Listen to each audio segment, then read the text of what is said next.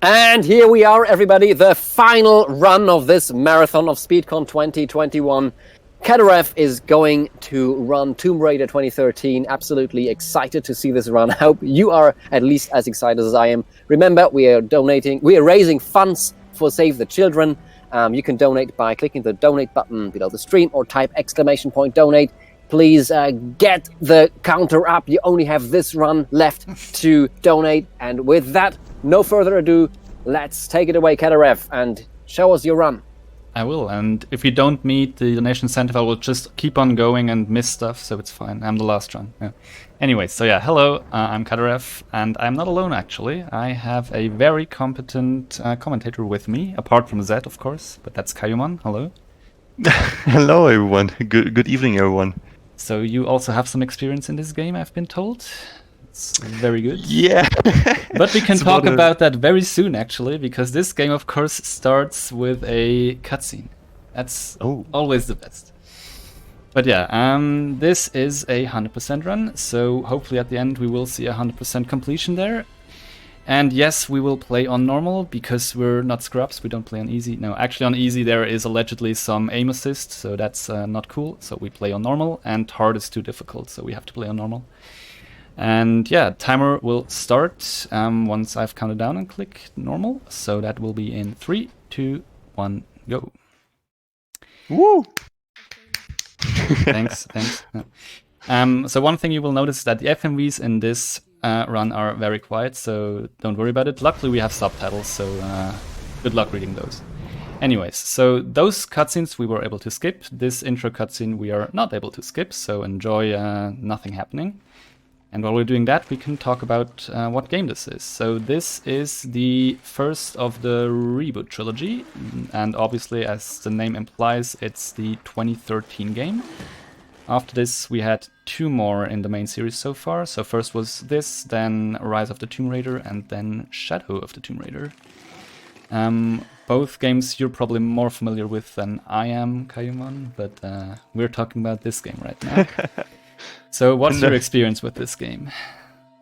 Well, yeah, I basically did any percent. I learned this today together with Baser, actually, as a sort of SpeedCon agreement from 2019. So I'm used to any percent. 100%, I do have seen an old run by Vamstreak, I think. However, I think a lot of stuff has changed in the meantime, so I'm really curious to see what Cadarev is going to show us today.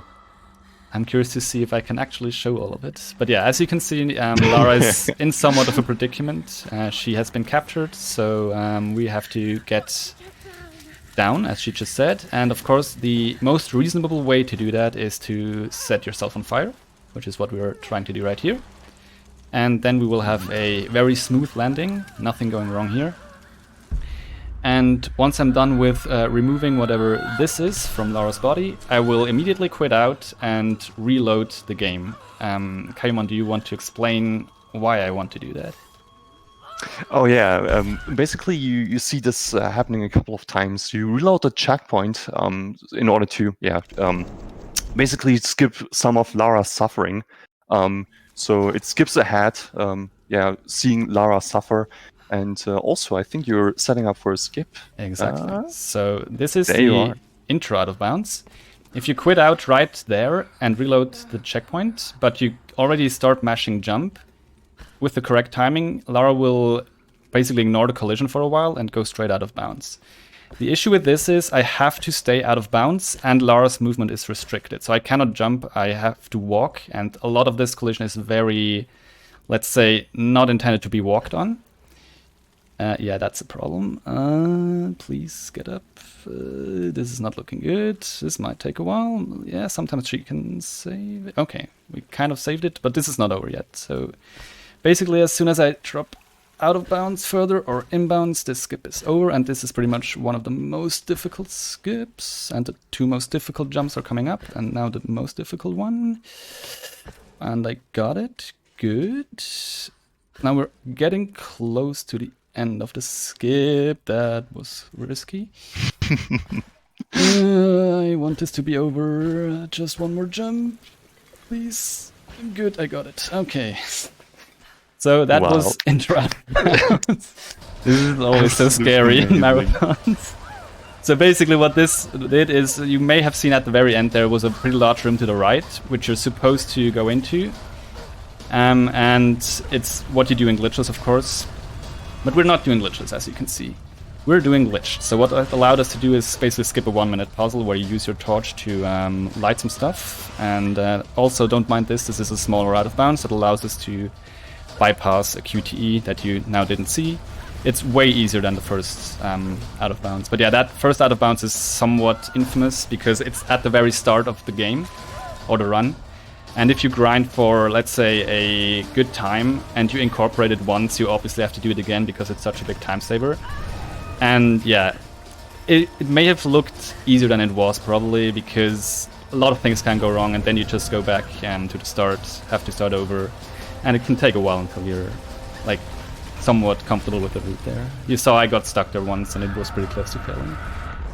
I can really confirm this is absolute madness that Caddy went through this, because this is such a precise and hard trick. And Yeah, I'm really happy I got Nothing can go wrong from here on out. Don't worry. First try as well.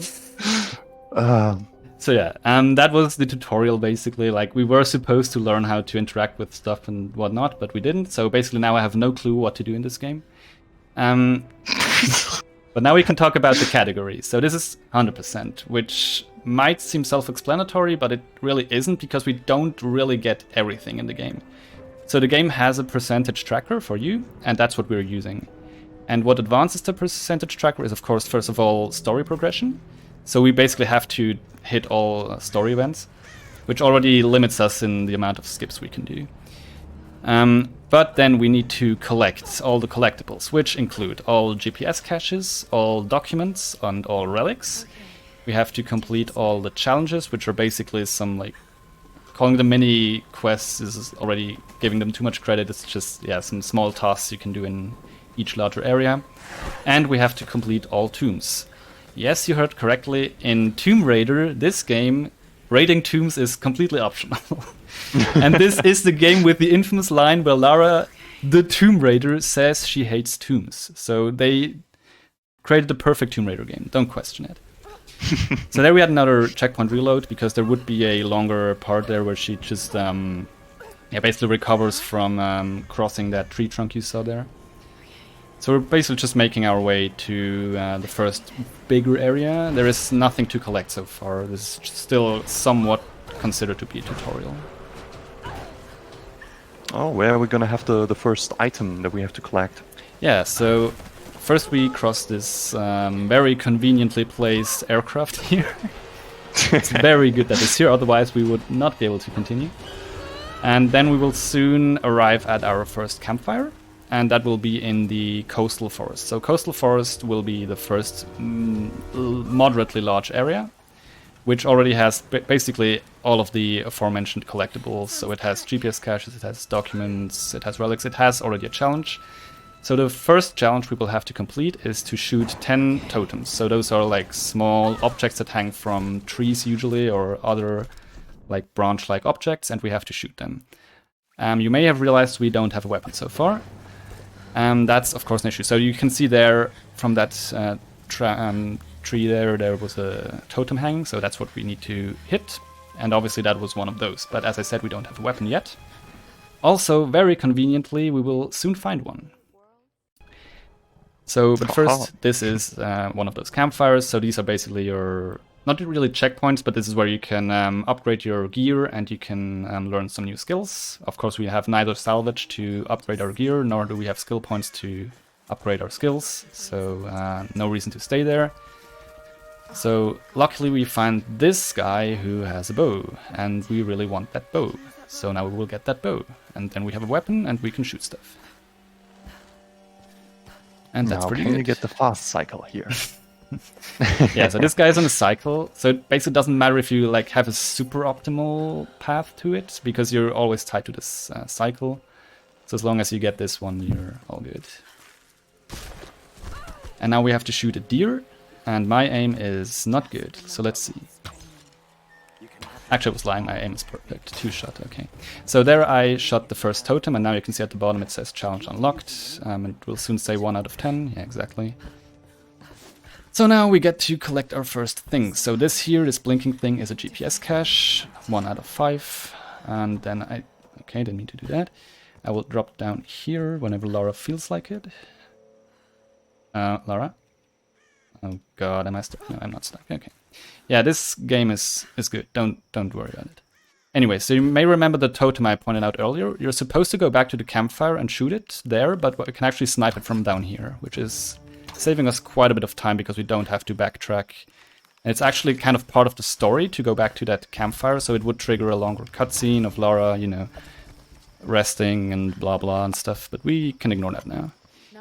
And go on and collect some stuff here, more GPS caches, and now we go back to the deer that we shot because that was also part of the story.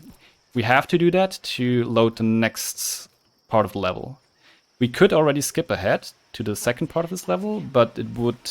Like, we could do the skip, but the level would not be loaded, so it would be pointless. But now that we visited the deer there, it's loaded. That was the first document we collected there.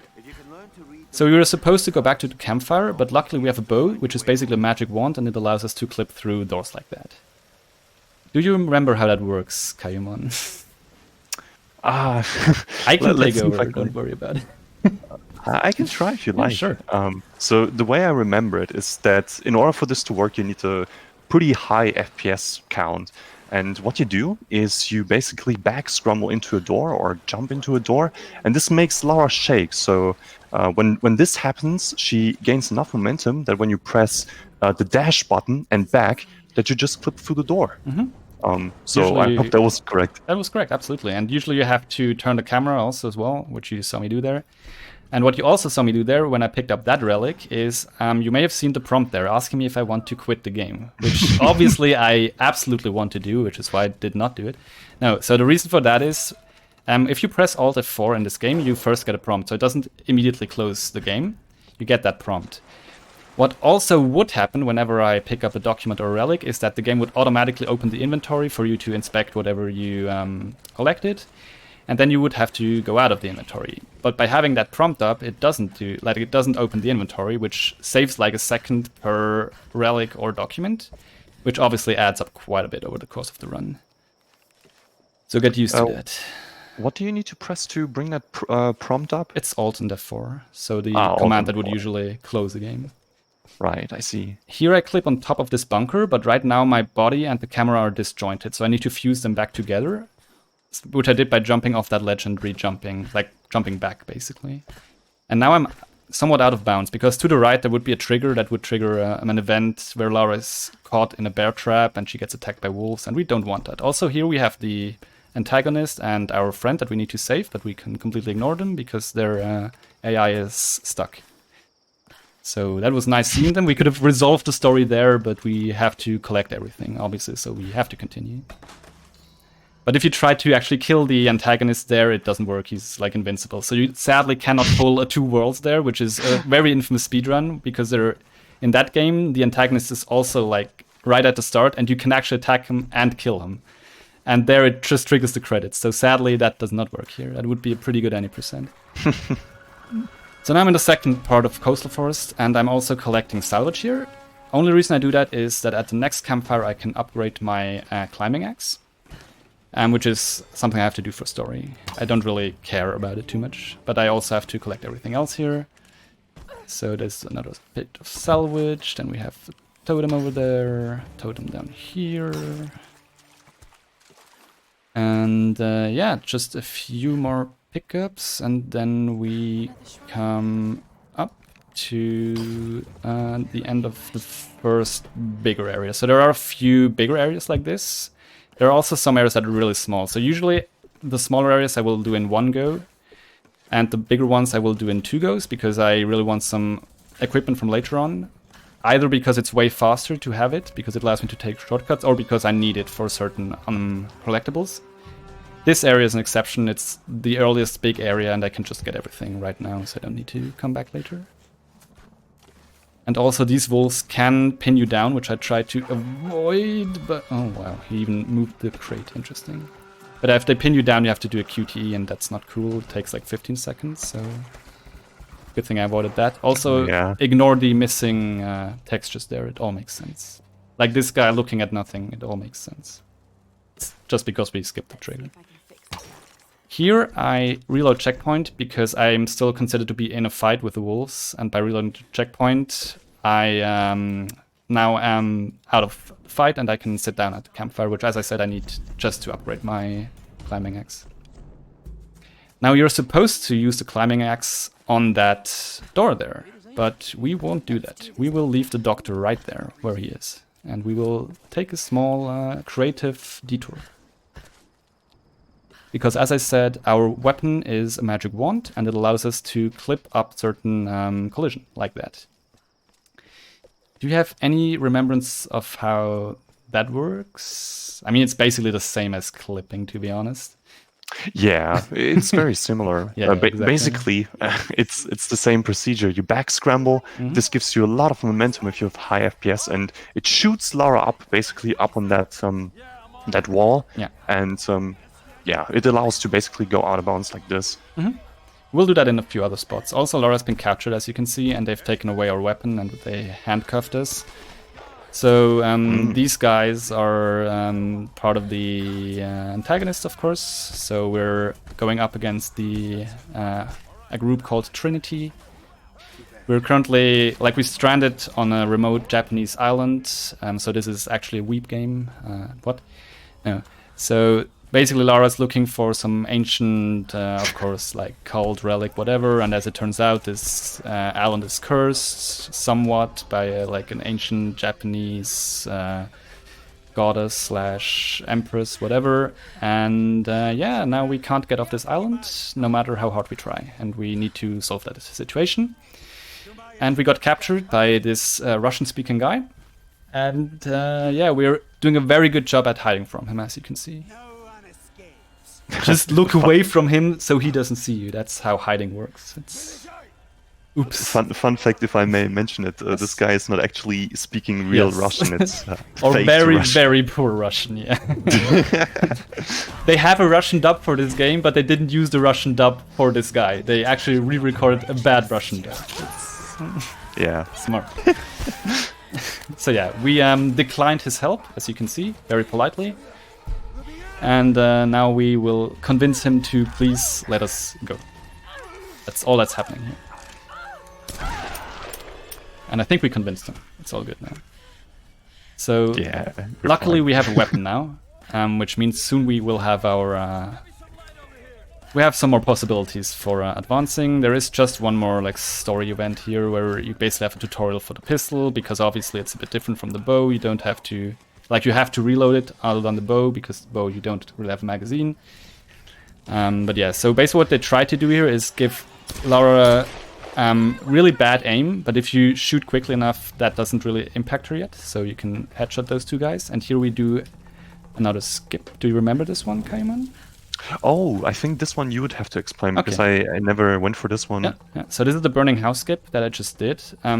It's somewhat similar to how we skipped the gate earlier, where we also back scramble.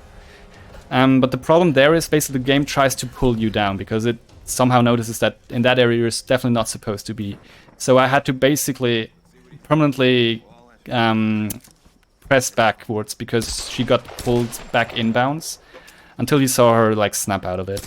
What that basically does, it allowed us to skip. What you're supposed to do is go inside that house that was behind me, and then the antagonist would set it on fire and Lara would have to fight out of it. It's like a 15-second time save, so it's not super important, but the less we have to do like that, the better, I guess. And it's also one of those you really want a rather high frame rate for. So this game, it's kind of weird when it comes to FPS. You want to have high FPS for some glitches and low FPS for some others, so you have to kind of find a sweet spot to run it at. I'm running it at 155 FPS, some run it at 150, some at 160, so it's everyone finds their own thing. Yeah, so now I'm in another open area. There are some collectibles here, so that's what I will be busy with, and you will see another checkpoint reset here, because obviously this took some time to get into this cave. I can just reload checkpoint and I'm at the top again next to the house. which saves the backtracking. Because in this game, you have some checkpoints where you will be set at when you reload, but whenever you collect something, it's immediately saved. So you can just checkpoint reload to another physical location, but you will keep the collectibles that you got in the meantime. And here, these guys you have to take out quickly, otherwise they would call for reinforcements, which is weird because we use a super loud pistol, but as soon as you kill both of them quickly enough, nobody else hears you. It makes a lot of sense. And the challenge here is to destroy these lanterns. That's one, that's another one. So now I should have 4. Good. And one thing is I know certain thresholds that I want to have for items that I need to collect.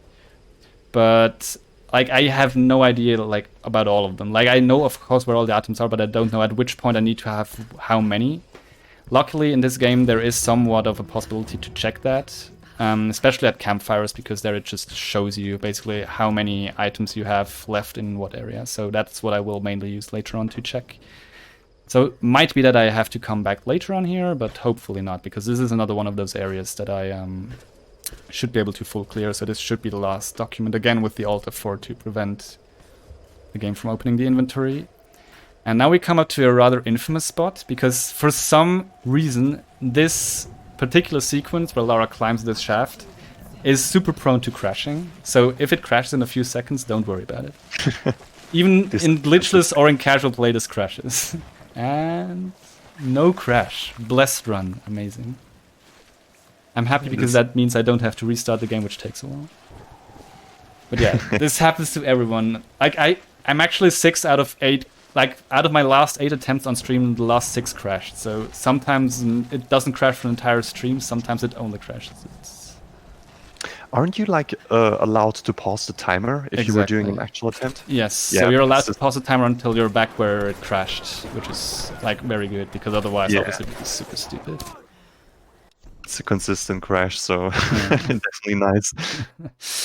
So this is another checkpoint here, just because usually Lara would look up there, because the reason is you're supposed to go up there next for the story and go into the Wolf's Cave to retrieve a radio. We will get up to the Wolf Cave, but we will not go inside, and we will definitely not retrieve the radio, because we don't need it. We can continue on, but first I will collect some more stuff. This is another larger area. This is... Hello, Lara, why are you standing still? Thank you. This is the mountain village, and this is an area I will backtrack to later on. So I will only basically collect what is in my way right now, but I will have to revisit this later on. For example, you can see these boards on my left there. I need a shotgun to open them, and some of the collectibles are hidden behind those. So I will wait with that until the end game. And instead, I will make my way to the Wolf's Cave, where we will have the most important glitch in this run. Do you know what I'm talking about, Kayuman? Oh yeah, it's another Wolf Cave skip where... Oh yeah, and the technique that is used by that, the skywalking. Yes. So... I mean, it's pretty self-explanatory once you see it, but it's difficult to explain. So obviously you can tell something right now is a bit weird. Do you know or want to explain it? Because I don't know how to explain it. Even for me, it's hard as well, but... yeah, I can try. I mean, yeah, then go for it. Yeah, I just want to complete it first, so... Yeah, because this trick is pretty monk-ass. It's really hard to do. Okay, that's fine. We end up here, so I can actually collect this relic. Yeah, so basically what you do is you very clearly fall upwards slopes. That makes sense. So for certain slopes in this game, when you press backwards, when you touch them, Lara stops falling down, but she retains the animation like this, where she scrambling and is waving her arms around. And if you turn your camera and start side-strafing in a correct manner, you gain upwards momentum like that, and you can slide along the walls, which is very, very helpful because it allows us to skip some huge parts of the game. Like there, we can completely ignore the story and go on now. And yeah, you will see that a lot in the run. Yeah, go ahead. I think you want to say something. Yeah, so Cadarev just skipped the climbing axe. Normally you're supposed to go through that wolf cave, go back to Roth, then you would get an upgrade for your axe and could like do scramble jumps. No, is it correct? I know you can just use, like you saw that white wall there. You can use your climbing axe to climb those. But my climbing axe right now can't do that.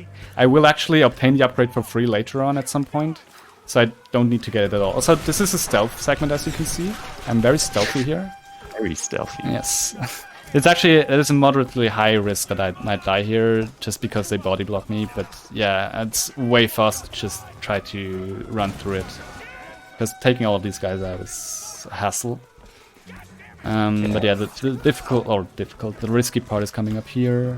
With these two guys having to jump across this. Okay, I got one of them. That should be fine. This guy can be a bit annoying though, because... Okay, never mind. So this is another area I will full clear right now. It's the base exterior. Or hopefully full clear. I am not checking it right now. Maybe later on it will show me that I hopefully full cleared it. Also, they can snipe me off this zipline, which would be very unfortunate. And I hope I didn't jinx myself. Okay, they didn't. Yeah, they actually can snipe you off. And in this game, if you're on a zipline and you get hit by anything, you let go immediately. Which in that case would be lethal. So I would go back to the campfire, which would be not that nice. But I made it, so let's not worry about it. Very nice. And now we're inside the base. And here the challenge is to light, I think, 5 banners. And for that, of course, I need... a source of fire, and in this case it's a torch. One of those is down here. First I have to make these guys go away, and so these are the banners I need to light up. So now these guys want to talk to me, but I'm not in a, like, Laura's not really in a talking mood, so she will just ignore them for now and go on. In this room there is another banner, but this time I will use one of these lanterns because they spray fire on impact, I guess. And here you're supposed to like do a small sequence where you blow up some explosive gas, but as you can see, this door has some very good collision above it, so we can completely ignore that. And next is an ambush, and it's very weird that they would give you a high caliber, high frequent, like high fire rate weapon just before the ambush. If you would play this the intended way, there would be a guy there that gets crushed by the debris and you take his weapon, but now she just got a weapon for free, so this makes a lot of sense. And now we get ambushed, as I said.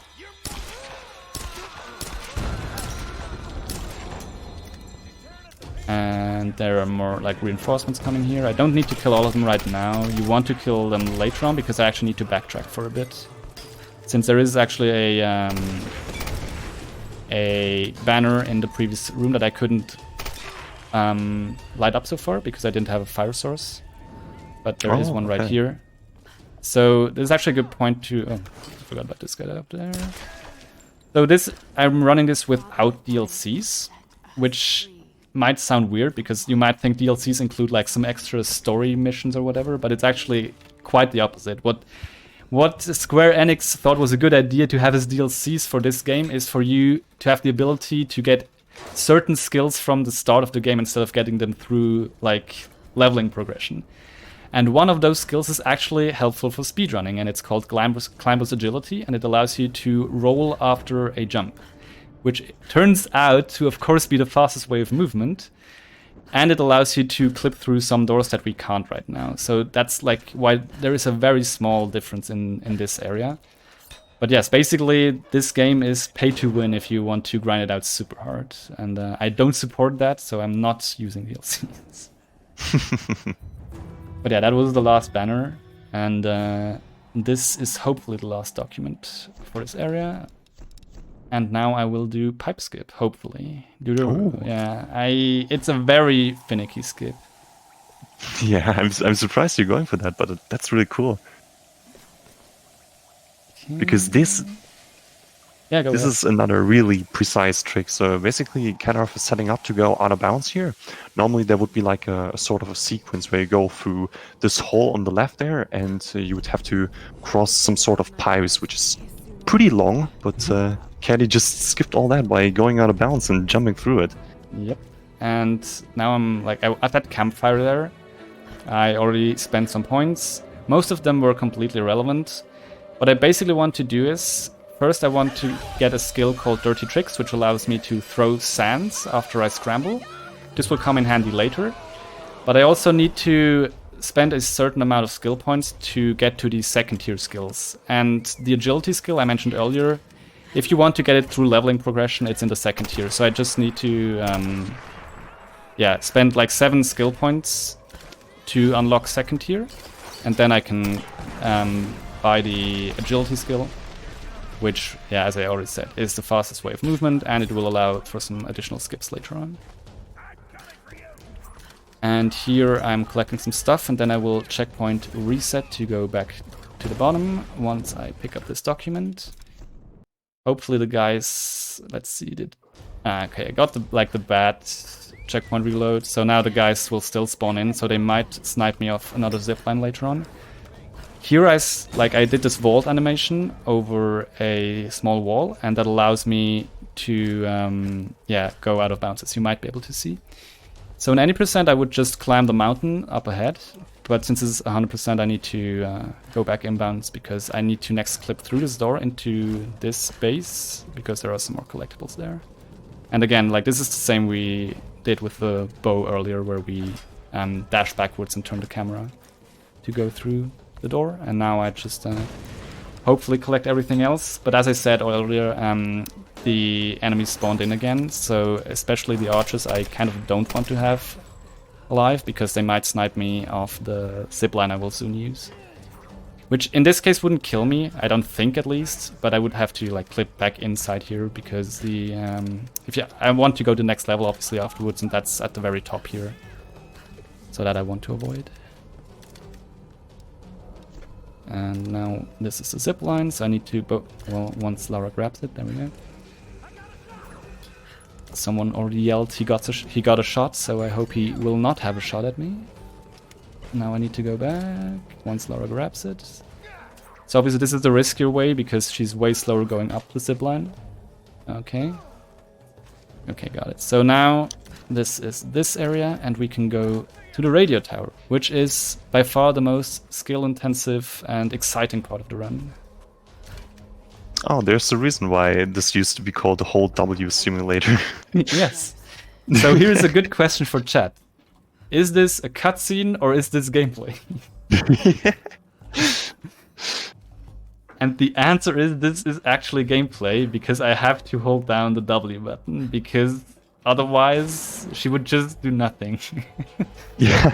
Does that mean? Yes, please. Excuse me. Does that mean we do have time for a few donations You right have now? plenty of time, yes. That is great because we have some here on the back burner waiting to be read out. One by a certain person calling themselves 7 Galaxus 7, donating $7, saying, c'est pas mal. Please don't forget to rap during the run so people will donate more. Ah, yes, I can't wait for Okami top dog after this run. Do your best, Caddy. And don't forget that as a co-world record holder of Lara Croft and the Temple of Osiris, you are amazing. I can totally confirm the last part. And also $10 from our amazing Heinke, saying, hello there, Master Cadarev and Mr. Kayumon. Good luck with the run and glad to catch your run while little one is falling asleep. I wish everyone a happy Easter and can't wait to see you guys again. Col Matela, and bonjour. I also look forward to see you again, Heinke. Hope that we can do so in the near future. Thank you. If you would have some, you could still go because this is still going. Otherwise, I can take over again. It's fine. So yeah, we Not reached right now, but okay. Chat, we are really close. We are closing in on 1,200. I would really love to see that number being broken. So send some donations in. Click on the donate button below the stream or type !donate in chat, and you'll get sent there where you can send your donations towards Save the Children, an amazing organization saving children all around the world, giving them health, education, and in general just good standards of living. It's their mission. They want to fulfill this around the globe until 2030 for every child. So get some donations in. This is the final run. This is it. You can't do it afterwards. So don't wait. Yes, and if that tells you that, he really means it, because otherwise, if we don't manage to get the 1,200, he will yell at me again, and I don't want that. But yeah, in the meantime, you were able to see getting down from the radio tower is a bit faster. Also, we are doing some good stretching exercises here with the arm, as you can see. And we blew up some fuel tanks there to open the gate, so to say. And now this is a central part of this game. They really liked having Lara slide down some rather unrealistic slides, because I certainly wouldn't take those, but we'll see. And this is also where the game has some pretty infamous death scenes. I mean, in this part, not so much, but especially later on, there are some pretty infamous ones where Lara experiences some rather uncomfortable, impacts. Hopefully we'll not get to see that. So yeah, another checkpoint reset here, because she would have to recover from the slide there, but like this we can proceed a bit faster. And also it's a very good thing that whatever Lara touches basically collapses, which we will see here. But as soon as this part is over, we will actually have a few skywalks in a row, because in case you missed those, I got you covered, don't worry. There will be like 3 skywalks in quick succession, hopefully. We'll see how those go. Because the thing about skywalks is basically they all kind of, like, you set them up the same way, but then each one of them is kind of, you have to learn individually, because you need to have certain, like, you need to know in which direction to hold. You need to know the amount of speed you really want to have. So let's see how these go. And also for skywalks, like, sometimes the camera just locks up, so you need to go in specific spots so the camera actually follows you. If you lose the camera, it's basically over. It looks good, and now hopefully don't hit the trigger, because that's the entire thing we want to skip here. So there would be a trigger there for another event, and don't worry about this. This makes sense. We just climb through a wall here.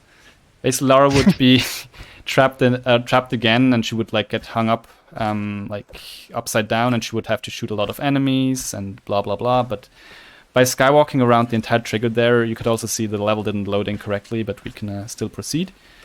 Also, you saw, like, maybe you saw there something weird fell out of Lara while she was crossing the river. So as a failsafe, the game here gives you rope arrows, which is very nice because we didn't actually acquire them earlier. But it's very convenient because literally 5 seconds later we actually need rope arrows. So that's good. And now we're back in Mountain Village, kind of. Like, this is the higher level of Mountain Village where we were earlier. But it's like kind of like a separate area, I want to say. But I'll do another skywalk here, hopefully. This one is a bit more finicky, because you kind of get, like, you can kind of ignore fall damage while in skywalking, but also sometimes not. And this one is one where you actually want to land on this rooftop. Otherwise, you would die there. So you might recognize this area. This was where I did the first skywalk, where I also already collected some stuff. But now that I'm back here, I can collect the stuff that I didn't earlier. And I can... I think Zed seems really excited in chat, so I don't want to have him bottle up that excitement any longer. As a matter of fact, I am, because I can announce... I'm sorry, I'm trying not to shout at you right here, but I am super happy. We have surpassed $1,200 for SpeedCon, for Save the Children in 2021.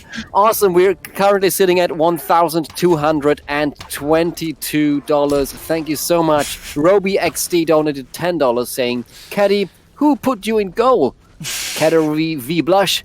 Good luck on the run, my friend. And here is Fritz donating a whopping amount of $100, saying, hey Caddy, can't wait to see the big fight at the end. Will you run Underworld at the next marathon if this run is a PB? Best regards, Fritz. Thank you so much, folks, for the donations. It really means a ton to us. But Christ. Please don't let that discourage you. Don't let it discourage you that we've reached 1,200. You can still donate towards a great cause. So maybe 1.3? Maybe? I just repeat what I said earlier. Whenever Zed wants something, I would rather make sure he gets it. Otherwise, yeah, unless you want to see me suffer, which, to be fair, quite a few people want to see it, but hopefully not in this case. But yeah, let's go in order. Actually, first of all, we're in a tomb here. Can you believe it? We're in a tomb in Tomb Raider. And as I said earlier, it's completely optional. So this is actually one of the few tombs I will do the intended way. So what you're supposed to do and what I'm doing here is first close those windows. And then I need to open this one, like basically at a somewhat specific. That might be too late because oh god. Well, you will see how it will look when I don't get it, so that's good. I didn't expect her to automatically let go of the valve there. Please make it up. Okay, never mind. Yeah, so this is what it looks like when you do it correctly. There was no reason to panic at all. Anyways, so yeah, this is actually one of maybe 2 tombs that we do the intended way. And yeah, that already qualified as a tomb, so this is the reason why this is called Tomb Raider, basically. And at the end of each tomb you have this huge treasure chest that Lara opens in a very cinematic way. You might want to savor this while you can, because later on we will not get to see this cutscene anymore, because we will get another magic wand that allows us to skip these cutscenes. But yeah, what these usually encompass is they give you 250 salvage to upgrade, like to use for upgrades for your weapons. And they give you another part of an upgraded weapon. So there is some weird upgrade system in this game where you can collect certain parts of your weapons. Like in this case, I think I got a part of the handgun. And once I would get 3 parts, I would automatically get an upgrade that also unlocks some further like salvage upgrade I could apply. I don't know. I only usually run any percent, so I don't upgrade anything. Don't ask me. Maybe Kayumon, you know more about it. I have no idea of the upgrade system. Actually, no, I have not used it either. Very good. Professional speedrunning community. Hey, at least it's good to know that you don't need those 400%. So. Exactly. Yeah, so that's actually what we can also talk about. So we don't need weapon upgrades. We also don't need to get all skills. We also don't need to get like outfits, but those are DLC anyways, so that would be a bit weird and no DLC. Yeah, so that's okay. So this was an example of I actually went out of the Alt F4 prompt too early. So there you saw the inventory automatically open. So now obviously that was done on purpose, so you could see why I usually do Alt F4. Yeah. And the challenge in this part is to light these statues. Again, this is like still Mountain Village, so this is combined with the area I was visiting earlier, and as I said, I will come back here in the very late game with all of the upgraded gear to collect the rest. So right now I'm just basically getting what is on my way. So I will take a small detour here, but I will go back to that checkpoint. Also almost went straight past that GPS cache. That would have been very good. Yeah, I will soon checkpoint reset back to that checkpoint there. So story-wise, you can see back there the parachute. This is the guy we actually called for rescue on top of the radio tower. But as you may have also seen, doesn't look like he had the smoothest of landings. And yeah, you're supposed to check on him. And we will kind of do that, but also kind of not. So I think a skywalk is in order. What you're supposed to do is you're supposed to use the rope arrows to kind of make zip lines to cross over that part. But we can also not do that and just skywalk over here, and there would be the guy, but we don't care. So yeah, that also skips a event where there would all of a sudden be a very huge gust of wind that Lara would have to fight against, and she would barely make it across. But forget about it. What you shouldn't forget about is kind of remembering this weird animation Lara's in right now. Like you can see she's kind of floating or gliding right now. Ice skating. Exactly. So what we call it is ice skating. If you remember earlier at the campfire after the base, I got the Dirty Tricks skill, which as I said allows me to throw sand. And as it turns out, if you throw sand just as a walkie-talkie segment begins, like there, where she was talking with Alex, Lara goes into, like, her animation is basically frozen, and she starts gliding. So that is, on one hand, faster than the usual slow walk she would do, So it saves some time here, but that's not the only thing it can do. We will see what it can do later on. So just keep that in the back of your mind, that we can do this ice skating thing. So yeah, this story-wise, I guess, is somewhat like the halfway point-ish. So of course they do the exact same thing as at the start of the run. So we have to get down again, and we have to swing around again. But they were very creative, because this time we're not hanging upside down. We're actually hanging the correct way. And of course, if you're tied up, the best way is to just rip it open. That's very, very good idea. But yeah, we're in the monastery right now. And yeah, we have some company here. I don't think they're too responsive.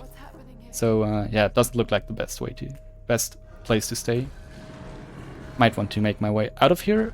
But even in any percent, we actually can't skip this place, because we need something very specific here, which will be our fourth and final weapon, which is the shotgun. And if you remember earlier, I talked about some weird boards that I can't open yet or destroy yet, and I can only destroy those with the shotgun. And very handily, a shotgun will be ready for us to collect like a few meters down this hallway. I like to bring attention that as soon as you pick it up, please pay attention to the shotgun in her hands. What shotgun? It's a magic shotgun. Just check it out. It's cool. It's a stealth shotgun. Has the newest Croft technology. And... boop. It was just gone. It just shoots with her hands.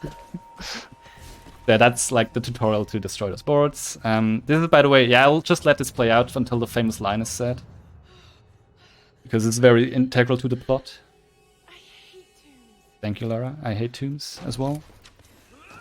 And now there will be some guys pouring in. They're very smart, so we definitely can't just camp this spawn point, and they are all one-shot if you hit them while they come down from ziplines. Very good. And there is exactly one thing we have to get in this place, which is why we're going here in the first place. We could skip this entire area, but we need to get this campfire. This is the only reason why we get down here.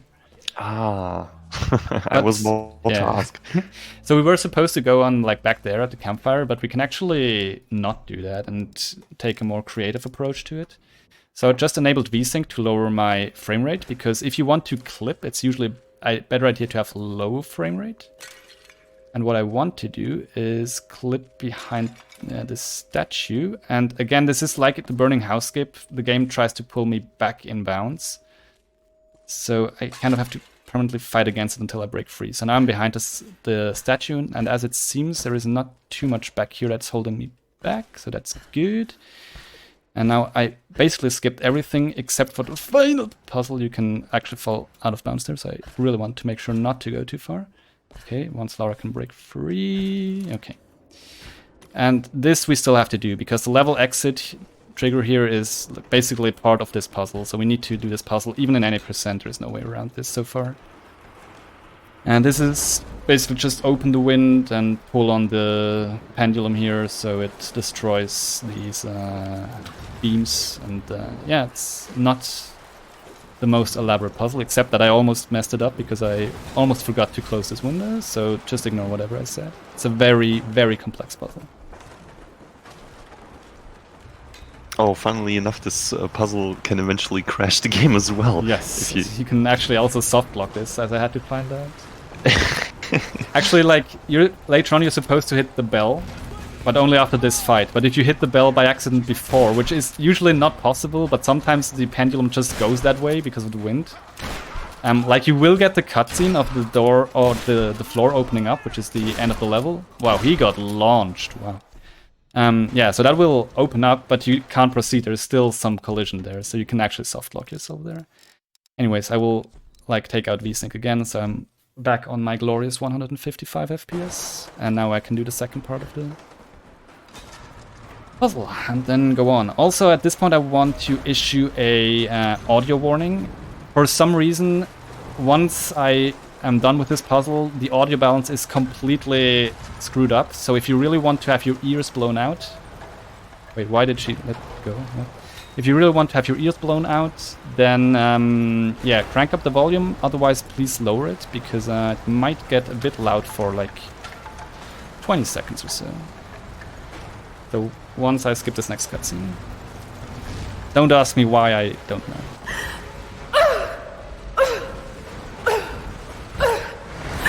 Yeah, we can't question this. it just happens. Yes. I did not mean to do that, but okay.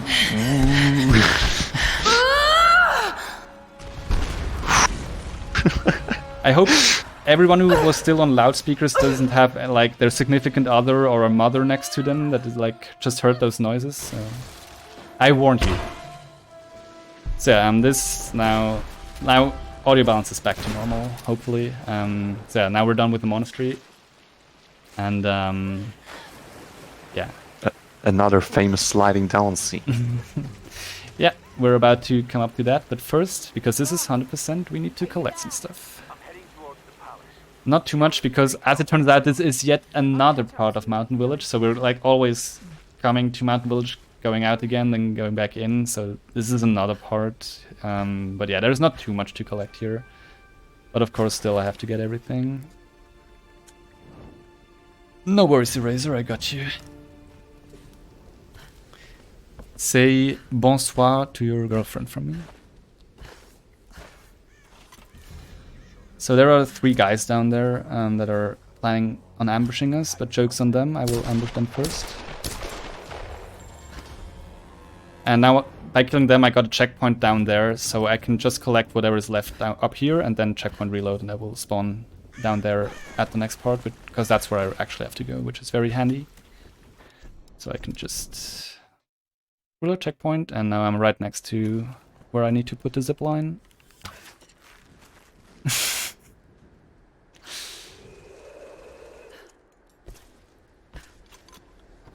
So we're getting closer to what Kayumon was referring to, but not quite yet, because there is another document up here.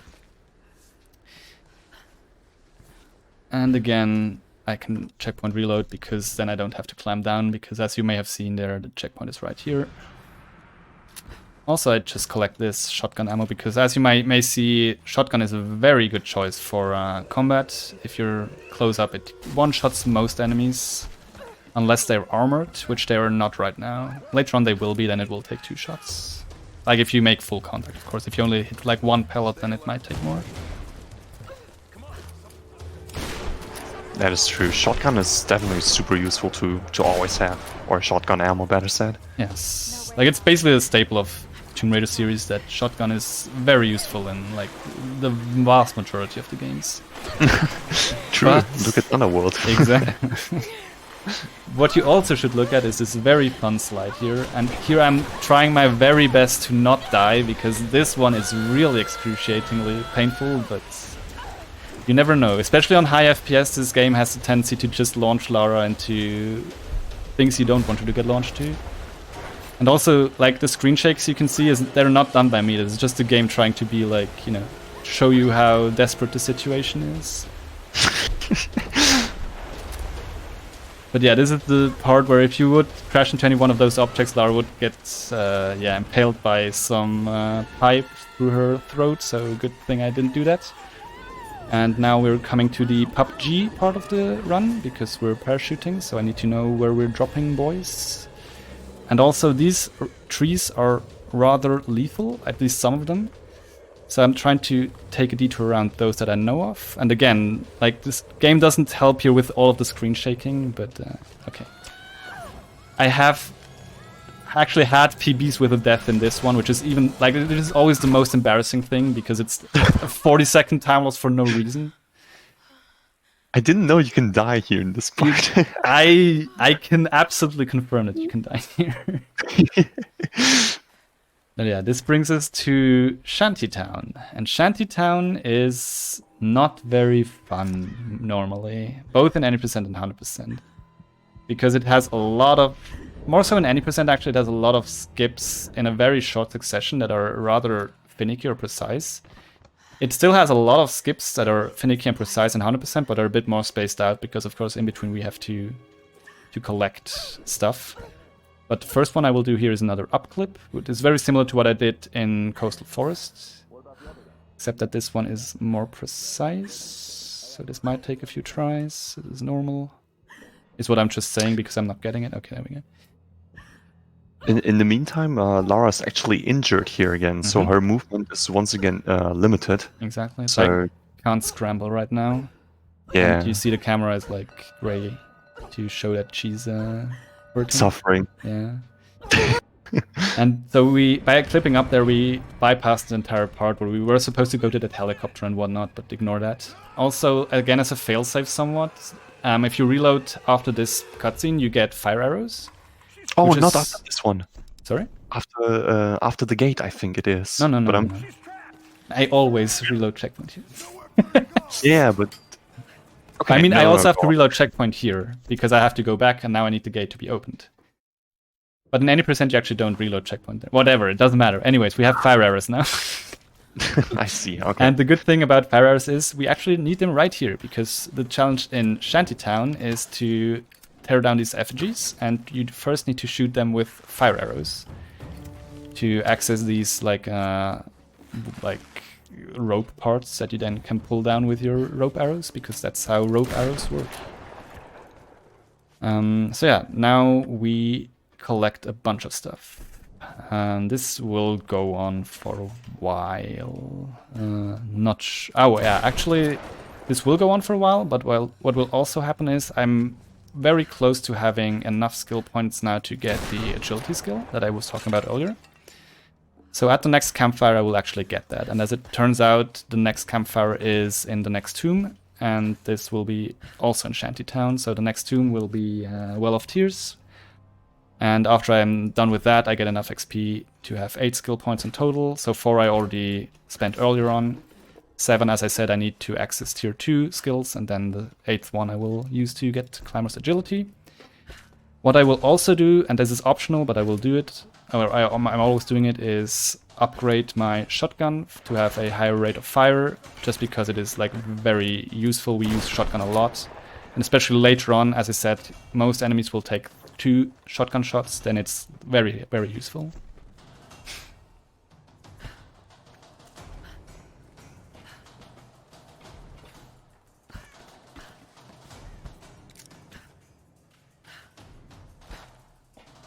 Okay.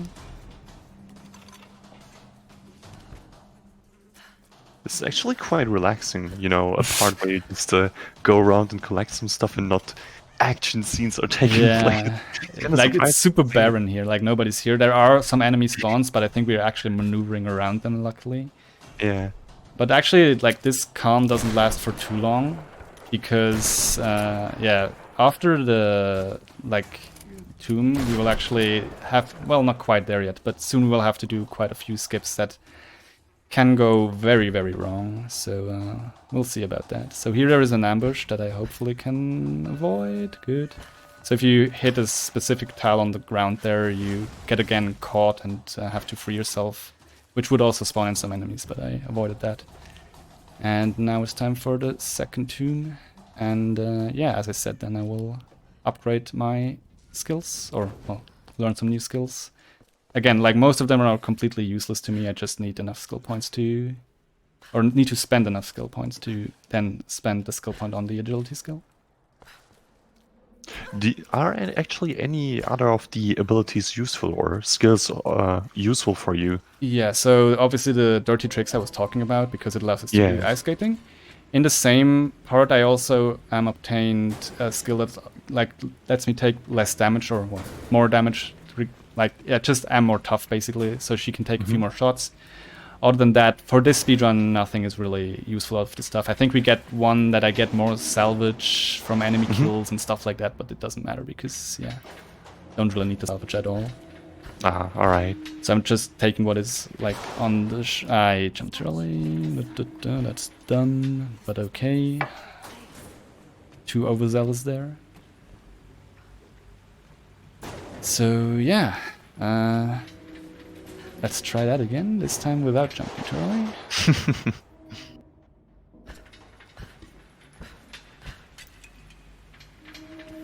So is this actually a tomb that we do the intended way as well? Yes, this is the second and probably, yeah, actually probably the last that we do in the intended way. Do intended, right. So this is also the last time, hopefully if I remember, that you see this cutscene, because starting from the next one, I think we should be able to skip that.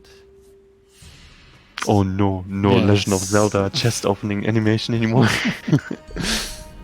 Okay, so now I will get these 3 skills. Now I can go to here. This is agility, and as I said, I will also upgrade the shotgun. Oops, that's not the shotgun, that's the assault rifle. I will get the higher fire rate, and that's about it. And now you can see that after I jump, I can do this roll, which gives me quite the speed boost. And it's also used in some skips, because for some reason if you roll like that against, for example, doors, quite a few of them just let you clip through. So you don't need the weird setup with the backward scramble like we did so far. So for certain parts you still don't want to roll. Like basically in certain parts after certain triggers, some movement options are a bit slower, but in general you want to roll. Another sacrifice. Sorry, I think I interrupted you. God. It's all good. Actually, I kind of forgot what I wanted to say, but it's fine. It'll come back. Okay, so now we're back here at the gate. Okay, yes, Lara's just moonwalking now. That's also fine. Michael Jackson tribute, good. Effigy here.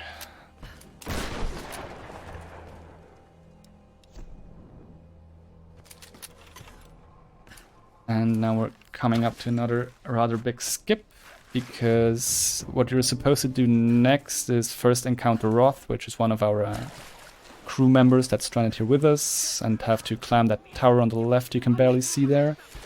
I will not do that. First I will get this GPS, and now we'll try to jump around a rather obnoxious death plane down this river there by doing a curved jump. But yeah, I might die here, but the checkpoint is somewhat close, so it's not too bad. Yep, I'm dying, yeah. Yeah, so you want to kind of jump off that part, but basically all you can really do is hope for it to work normally, especially on higher FPS. Wow, I think I've never seen this trick before. I also don't really get why they placed a death barrier there, but yeah, that's what it is supposed to look like. Because this part is supposed to, you are supposed to get here. Obviously, because there's all these collectible stuffs and whatnot, all these puzzles, but it just really didn't want you to cross it that way, so they just put a death barrier there.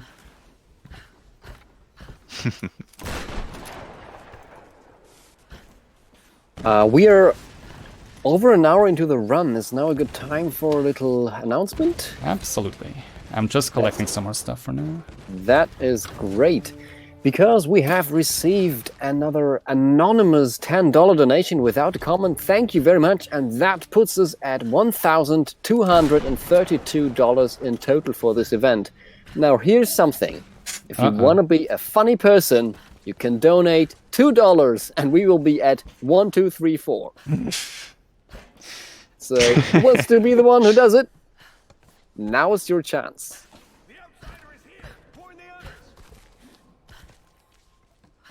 Alright, so in the meantime, I made my way basically to the top here. There are basically 2 challenges in Shantytown. One was with the effigies, the other one is disabling these alarms, but there are only 4 of them, as you can see there from the prompt. And yeah, so now this is where a lot of enemies will spawn in. Hopefully I can avoid most of them. 2 of them I will kill here right now, because they would just be annoying to deal with otherwise.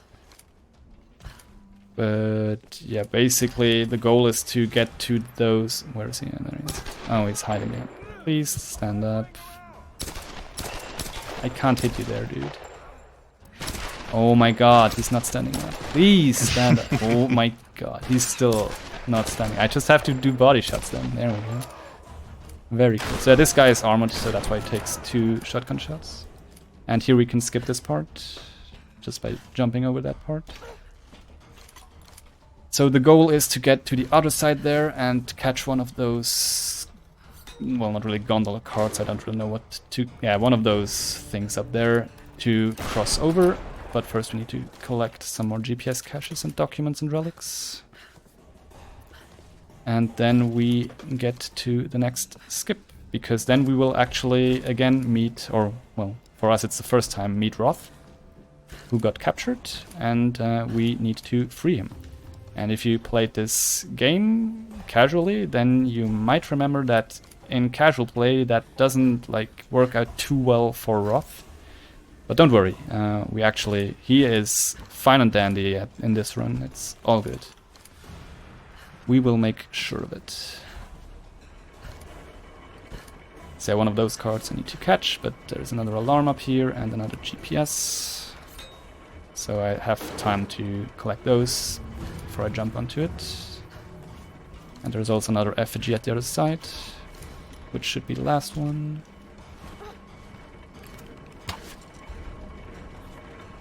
I think this place is also what makes the biggest difference between 100% and any percent. Yes. Can you please correct me if I'm wrong? Absolutely. So yeah, you can go on. So in any percent there's a skip called I'm not sure if this one is the big one already or Yes, the... it is. It is. It is the big one, alright. So this whole segment that we're starting right now can be completely skipped in any percent. So this is actually very huge. You would never see this in an any percent run. So yeah, this is actually pretty interesting. So to see these areas in 100%. Mm-hmm. And here I'm trying to bait out a Molotov from one of these guys for a very dumb skip. Oh yeah, I remember this. This is cool. So for some reason, after you get hit by a fire object like that, you can airwalk for a moment, and that's just enough to reach the other part of that structure. And yes, sorry, I meant Grim, not Roth. But as you can see, Grim is right there waiting for us, just chilling. Also, he completely ignores getting fire arrows fired at him right here. You can clearly see they hit him, but he's a tough Scottish lad, so no way that those impress him. Just they bounce right off him. And Zed is very excited, as I can see. I am, because we have a very funny number in our donation counter right now. We are at $1,234. We at 1, 2, 3, 4. Thank you very much. Yep. Donating $2, saying, "Are they taking the Endurance to Isengard?" I might know who that is, yes. But please, everybody, do not see this as a reason to no longer donate because the counter looks so beautiful. I know it looks great, but honestly, the cause is worth far more than just a beautiful number. So keep your donations coming in. We still have over an hour in this run, but not too much more. So don't hesitate too long. You don't know how long PayPal takes to process the donation, so I can't read it on stream. Who knows? So thank you so much for all the donations so far. Absolutely. Thank you. Also, may have seen something weird happening there with the ice skating. If you missed it, don't worry about it. You will get to see it later on. I told you it might not just be useful for those walkie-talkie parts, but yeah, don't worry. We will get to see it again. So now our goal is basically to cross the bridge, but the bad guys are on top of the bridge, so we're trying to take the stealth approach. And Roth, this time it is Roth, not Grim. Roth will cover us with his sniper rifle. Like that. And now we basically have to, well, stealth is a big word. We have to just shimmy along this part. But we can't just shimmy like without, like we basically have to take breaks whenever Roth is telling us to. Like that. So now if I would proceed, there would be a scripted event that kills me. And yes, that guy just like is leaning on thin air. He's vibing.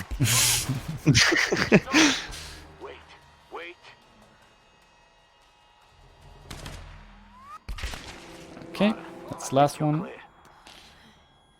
Thanks for the cover. I think that makes us even. Except there's one more.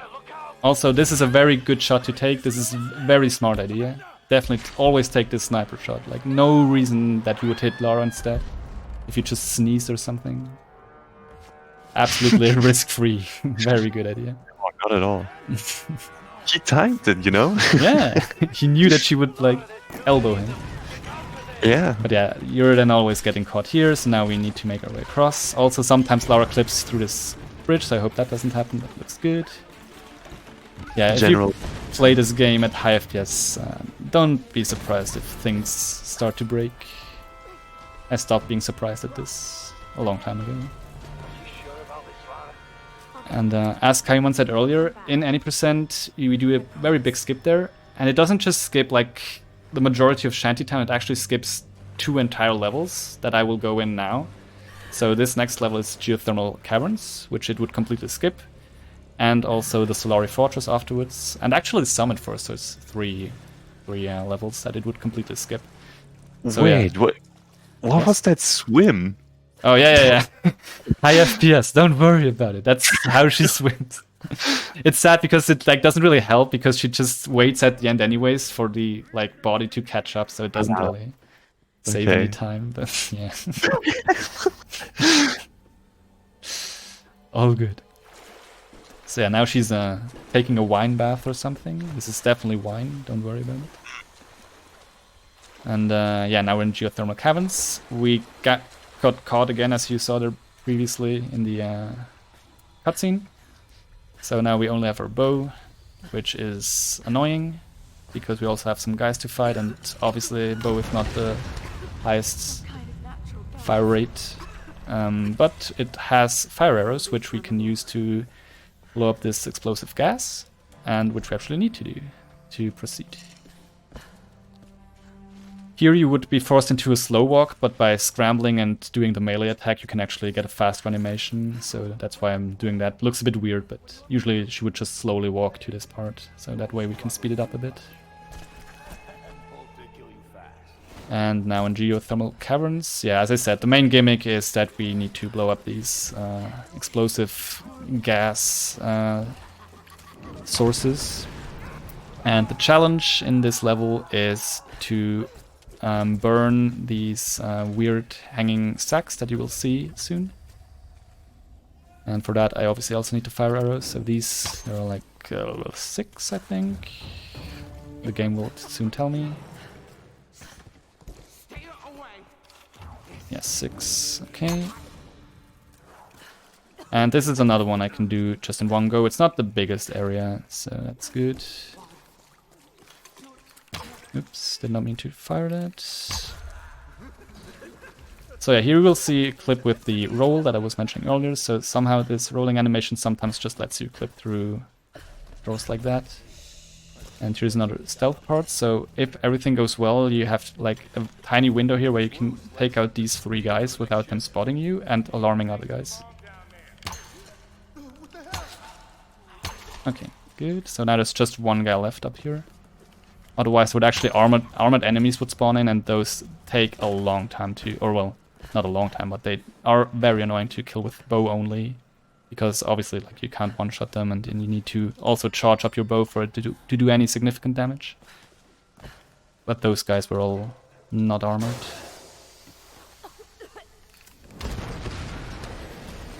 And yeah, this I need just to proceed, and there's another relic up here at the campfire. Again, I hope you've gotten used to the Alta 4 prompt by now. Don't worry, it's not over yet. You will get to see it a bit more often. There was one you picked up where it looked like you used a different technique, but I'm not sure if I just saw it wrong. I'm confused. Yeah, it looked like you were just pulling something away, and that skipped an animation, but forget about it. Forget about it if it's not true. I can't remember, but might be. All good. Okay. So then I was probably just imagining things. So here we make our way up. There is another, like, there is a kind of a congregation here of bad guys because they pray to the Japanese goddess. So we can take out this guy, burn this sack, and then we drop down here. Yes, you can see them there. But if you blow that up, it hits most of them, which is good. If this guy's hiding for much longer, I will just continue on so I can lure him out. So yeah, the most dangerous enemies generally are the ones with machine guns, because yeah, like they can shred through your health very, very quickly. Even with the upgrade skill that I mentioned earlier that I have more health, it doesn't really matter too much. So those are usually like top priority to kill. Just something to keep in the back of your mind for soonish. Also, don't worry about the rope here, that, yeah, high FPS and stuff. But yeah, soon we will have a little more fights in the next level. Like, the next level is very much more fighting oriented than, like, you know, collectible or puzzle oriented. So there are usually the rifle guys are the top priority targets. But now we come up to the also rather infamous friendship skip. So basically Lara's three of her friends are trapped in the next room. You're supposed to be a good friend and free them, but we will just go on without them. But it doesn't matter, don't worry, because in the cutscene they will still say that they are free. So I guess, okay, this guy's just shooting into a rock here, so I have to find him. So yeah, now you get a cutscene. So there they are, and we're supposed to free them. But what we can do instead is a pretty stupid skywalk.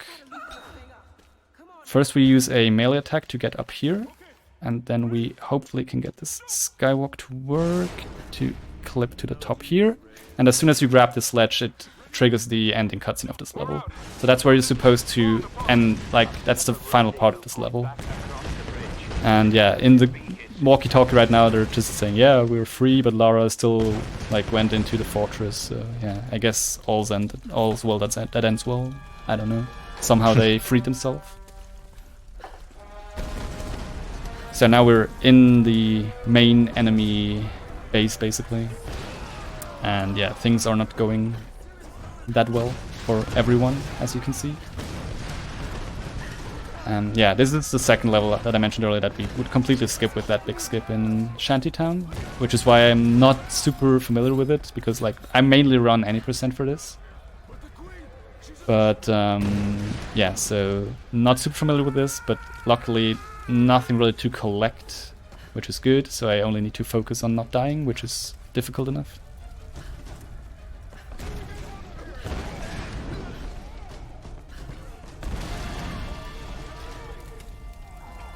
And okay, so there is like a short, like another shot of these. They're not really escape sequences. I don't know, running, jumping puzzles here. But then we have a moderately large fight with like 2 waves. And again, as I said, I'll try to take out the machine gun guys whenever I see them first. But the goal is just to kill everyone. That's the only way to proceed in the story. But we will get back our weapons here in this cutscene that we skip, so at least I have the rifle. But beware of screen shakes, so that's not fun. Also, what's also not fun is the spread of your assault rifle. As you can see, with me pointing the reticle at the guy, the shots just going everywhere.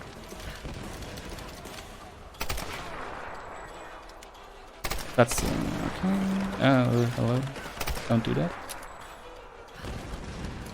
Yeah, after a while you usually are just close enough to the enemy where you can shotgun them, and then they drop the dynamite into your face, which is also very nice.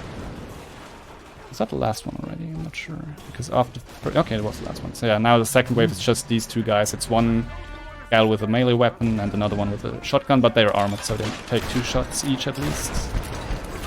Oh, and I forgot to reload. Okay. And yeah, that's that. So now we can checkpoint reload, and now we need to escape this part. But there will be some enemies spawning in again. You technically could rush through this, but there are so many machine gun guys that your chances at survival are rather slim, so I usually try to take them out. Did he survive that one? Good.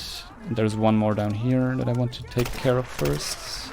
And now I basically, like, usually these guys, they're aiming at you too late to really bother you because you can hit this cutscene. And now there is a guy at the turret down here that is obviously shooting at us, which we need to take care of.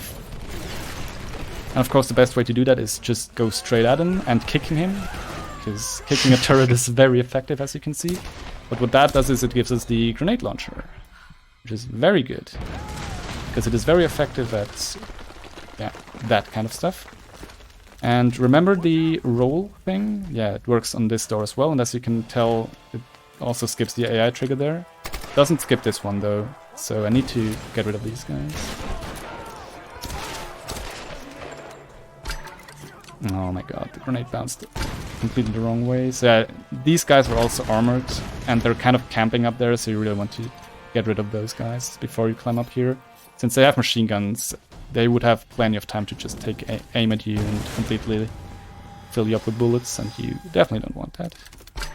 But yeah, the grenade launcher is another one of those upgrades that allow you to destroy specific structures, like these boards. Stay away from me. So that's also like a requirement in like a full run like that to get that, so otherwise you couldn't get everything. And now we will do another upclip because we have to go out of bounds here. Oh well, we don't have to, but we want to. Because there is nothing else to collect. But again, I'm getting pulled inbounds, as you might be able to tell from the weird movement. And I'm trying to avoid it, but I kind of have to curve around. Yeah, I think I might have to actually, no, I think yeah, so now I broke free. You kind of have to, there is a weird small invisible wall there that you get pushed into, but you have to wiggle around it. So yeah, now you can see I'm out of bounds. I just need to hit that trigger there to make this part of the level load. And now I can hopefully hop onto this fence and then onto this one to get to the final part of this level. Need to hit this trigger and now I can go on. So grenades are the like ammo you have least of. You have a maximum of 5 grenades. We don't really need them for fights or anything, but we need them for other stuff, which is why I want to stock up on them here. Grenade ammo is actually really rare to come by outside of this level. There aren't that many like grenade ammo boxes. Some enemies can drop them randomly, but obviously I don't want to rely on that. So now it's just like basically escape this entire level. This is all that's left. Which is not that much left, but you may have also realized some cutscenes I can skip, some others I can't skip, and you may also realize that it still is giving me the grenade launcher prompt at the right, because we skipped the we did that weird skip there where we rolled through the door, and yeah. Ah, yeah. Yes, we didn't clear that trigger. So yeah, this cutscene I can't skip. Wait, you can by exit to main menu and continue. Can I? Yeah. I don't know. Didn't see it in the other Hunter used in the run. past. I don't, not in the Hunter run now. It doesn't. It I mean, doesn't to be really fair, matter it doesn't matter exactly for runs. for in-game time. Yeah, exactly. New tech. Well, new old tech. Thank you. That's why you have co-commentators who know the game with you. Because I feel bad telling this. No, actually. why? I mean, because you're But doing this the one most you recent can't. Do you know of a way to skip the cutscene once you're in the helicopter? Because that would save like 2 minutes. Well, no. Okay, good. That would be very shocking to me. The more you know. So yeah, the main goal here is to make it to the helicopter, because that's another one we called for our rescue, but Lara has realized that there is no way we get off this island before we have like completely purged this island of its curse, so now she's trying to prevent her friends from getting onto that helicopter. While also destroying everything that she touches.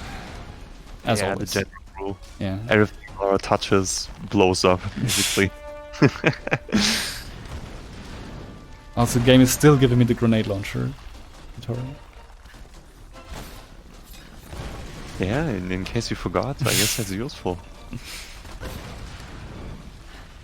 Yes, when destroying metal barriers. I don't see too many of those, but thanks, game. So yeah, and now you can board the helicopter. And as we just discussed, there currently seems not to be a known way to skip this cutscene for some reason. Like, usually you skip cutscenes by pressing space or enter, and then you get the first you get an icon in the lower left corner that says loading, like that, and then after a while usually you get one that says hit space to skip the cutscene. But this one just keeps on saying loading, like, so we can't really skip this. We have to watch this very exciting cutscene, but I'm sure we can also instead listen to Zed talk about something. Hello, Zed. Hello, Cadarev. Hi. Yeah, thank you for the opportunity. We are still sitting at $1, $2, $3, $4, which is a beautiful number, but I would love you folks to push it a little further. Can we at least get to 1,250? That would be amazing. Remember that we are raising funds for Save the Children. They're an awesome organization. They have a very high grading as a charity. And I think we've been raising funds for them ever since the first SpeedCon event, before it was even called SpeedCon. So be sure to get a donation in before this run ends, which is in roughly an hour, a bit more maybe. You can either click on the giant donate button below the stream, or you can type !donate in the chat. And we are very grateful for every single dollar that you can spare in this time. So please, see if you can't chip in a few more dollars to help us raise some funds for this amazing charity.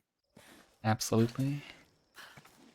Then you may have seen we kind of took another not so smooth landing there. And also you may have seen some kind of bonfire getting lit there. Don't worry, Roth is perfectly fine. He definitely didn't die and they just gave him a warrior's burial. It's all good. We also, for some reason, have his pistol now, but he's fine. Don't worry about it. If you don't see it, it didn't happen, so it's good. Exactly. So this is Summit Forest, not to be confused with Coastal Forest. This is a semi-large area. Again, I will revisit it later on. Or like to complete everything right now. I'm just getting everything that's on my way, which will include another tomb. But first I want to somewhat sneak past these guys. Okay. Don't forget the mushroom on the other side. So yeah, here the challenge is to collect 10 of the red cap mushrooms. Sometimes I just walk past stuff that is straight in my way. This was one of them once, so it's burned into my memory to always collect that one. And now we're going into the third tomb. And if you remember earlier, I said we might not get to see the chest opening Zelda cutscene anymore. So if I remember what I just said, in the next 10 seconds we should see a different way to open the chest. But yeah, this one is very straightforward. You just blow up that explosive gas and then you can go right here. But yeah, now we have the chest here, and we have a grenade here, and we open the chest here, and we get blown away, and now it counts as basically having like collected the tomb, or collected the treasure, and raided the tomb, as you saw right there. So that completely bypasses the 10-second cutscene of Lara slowly opening the treasure chest. You just need to have a grenade, and as I said, grenades are not very frequently dropped by enemies, so you really want to have those ready. So is it true that you're now using them more for these skips instead of for the actual enemies? Yes, definitely. Wow, amazing. So here, there are some more enemies spawning in on the right soon. I just want to kill this guy because it gives me a checkpoint. So usually this guy kills you. Let's see. Actually, cool, didn't. Nice. Well, usually you would, I would. Checkpoint reset there, because there is just a checkpoint at the start of the bridge. And as I said earlier, you don't want to stand in the line of fire of someone with a machine gun in this game usually. But yeah, sometimes he doesn't feel like hitting you, which is nice. Oh, no deer skip? No, I'm not going for that. Not worth it. Yeah. I don't like, how much does it even save? A few seconds max? Really not that much. Yeah. So now that you mentioned it, I have to say that I don't do that skip. I feel so bad now. Hey, maybe your way is faster, it's fine. So that was, Summit Forest, the first visit, and now we're back in Shantytown, but this is the top part. So when we said earlier that we would skip something in Shantytown at 8%, this is actually where we would end up. So the skip would take us from the gate to basically right here, so we would have skipped everything in between. Which would obviously save us a lot of time, and skip a lot of levels. So now we're back to ice skating, and if you missed it earlier, you can see the more beneficial effects of it here. In this very case, it doesn't really do too much. Like, yes, of course we can do some airwalking here, but you still have to wait for the gondola you can see there in the distance to arrive. It's on a cycle, so you don't really save much time on this one. But then in the next level, which is the gondola transport, we will actually use it to do a very helpful skip. Because as it turns out, once you reload the next checkpoint, it immediately drops you into a walkie-talkie. And walkie-talkies we use for ice skating. And that walkie-talkie takes quite a long time. And that allows us to do quite a long airwalk to a rather remote part of the level that we're usually not supposed to get to that early. Only problem is, first of all, we need to switch to VSync on. So I'm playing at 60 FPS because fall damage in this game is FPS dependent. So I want to play on low FPS. And second of all, I'm going to be very high up in the air and I need to land on a rather narrow beam, so hopefully I can do that. I kind of have to time out the Laura, are you there? did I? Okay. Have to time out this walkie-talkie rather precisely. Because as soon as this walkie-talkie is over, Lara will just drop down. And my goal is to land on that large pylon there. What you're supposed to do is obviously ride the gondola down and you have this walkie-talkie, you have them talking and blah blah blah, but we try to take a shortcut here. So yeah, I want to land on that like horizontal brown beam down there. Hopefully. Okay, we're not done yet because I need to drop down here onto this part, otherwise you wouldn't survive it. Okay, now we're somewhat safe and I can go back to high FPS. And reload checkpoint, and now we skip this fight here, hopefully. So this is a bit of a finicky skip, you have to jump around a barrier basically. Okay. Hit that, thank you. By first landing on that fence and then curving your jump around that, but now we need to like kind of squeeze underneath an invisible wall here. Okay, now we're inside this part, and the level end trigger for this is like Lara grabbing this structure here. Usually the level is supposed to turn and flip over, but since we just skipped straight ahead, it was still like in its original state, which is why Lara grabbed it in a very weird position. But yeah, that's how you skip that fight. And now we just make our way down to the shipwreck beach, which is another large area. I will collect a good chunk of stuff now my first visit, but then I will branch off and collect the rest later on.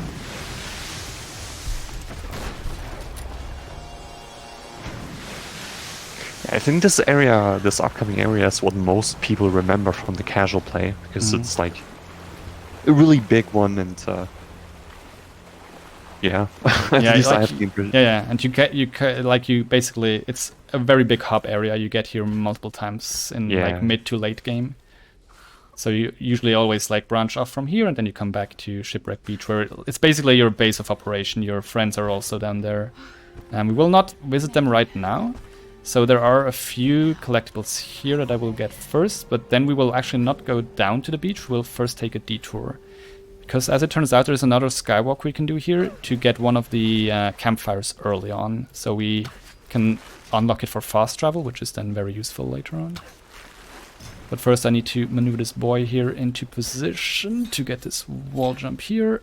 Because at the top of this rock there is this cairn, because one of the two challenges here is the cairn raider. So we need to assemble these structures here. I think there are like, I don't know how many. The game will tell me.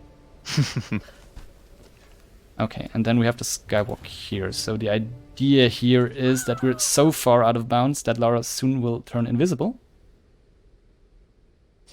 Which is obviously not helpful because I kind of want to see her. As it turns out, the collision all the way in out of bounds back here is not the most solid. So I would like to see where Lara is, or else, yeah, you fall through a hole like that. Oh well, now you see why it's a bit of a difficult skywalk. Oh yeah, this takes ages to learn, really. But it looks super cool, and it's called Lara Skywalker, I think, for a fact. Yeah, and luckily, like, it's not the worst to I mean, obviously it loses quite a bit of time because it's a long skywalk. But luckily, the checkpoint for it is quite close. Laura, can you get up there? Okay, like this is super slow now, but maybe that helps with setting it up. Basically, you want to get to a somewhat specific height here and have... Oh my god, please get up there, Laura. Thank you. Yeah, you want to get to a specific or somewhat specific height, and then you should be able to ride the collision all the way over here and land on top of this wall. Now I need to go the other way, but the level isn't loaded yet, so I need to trigger it. Oh no, I fell down. Can I? No, I can't. I need to reload, right? Oh no. Yeah, I think I need to reload. I don't have the... Yeah. That's fine. No worries. Yeah, it's fine. Because it's such a cool skywalk, you get to see the third time. Exactly. it really is cool to watch. Maybe while we're watching it again, I can announce that we have received an anonymous $1 donation without a comment. Thank you so much.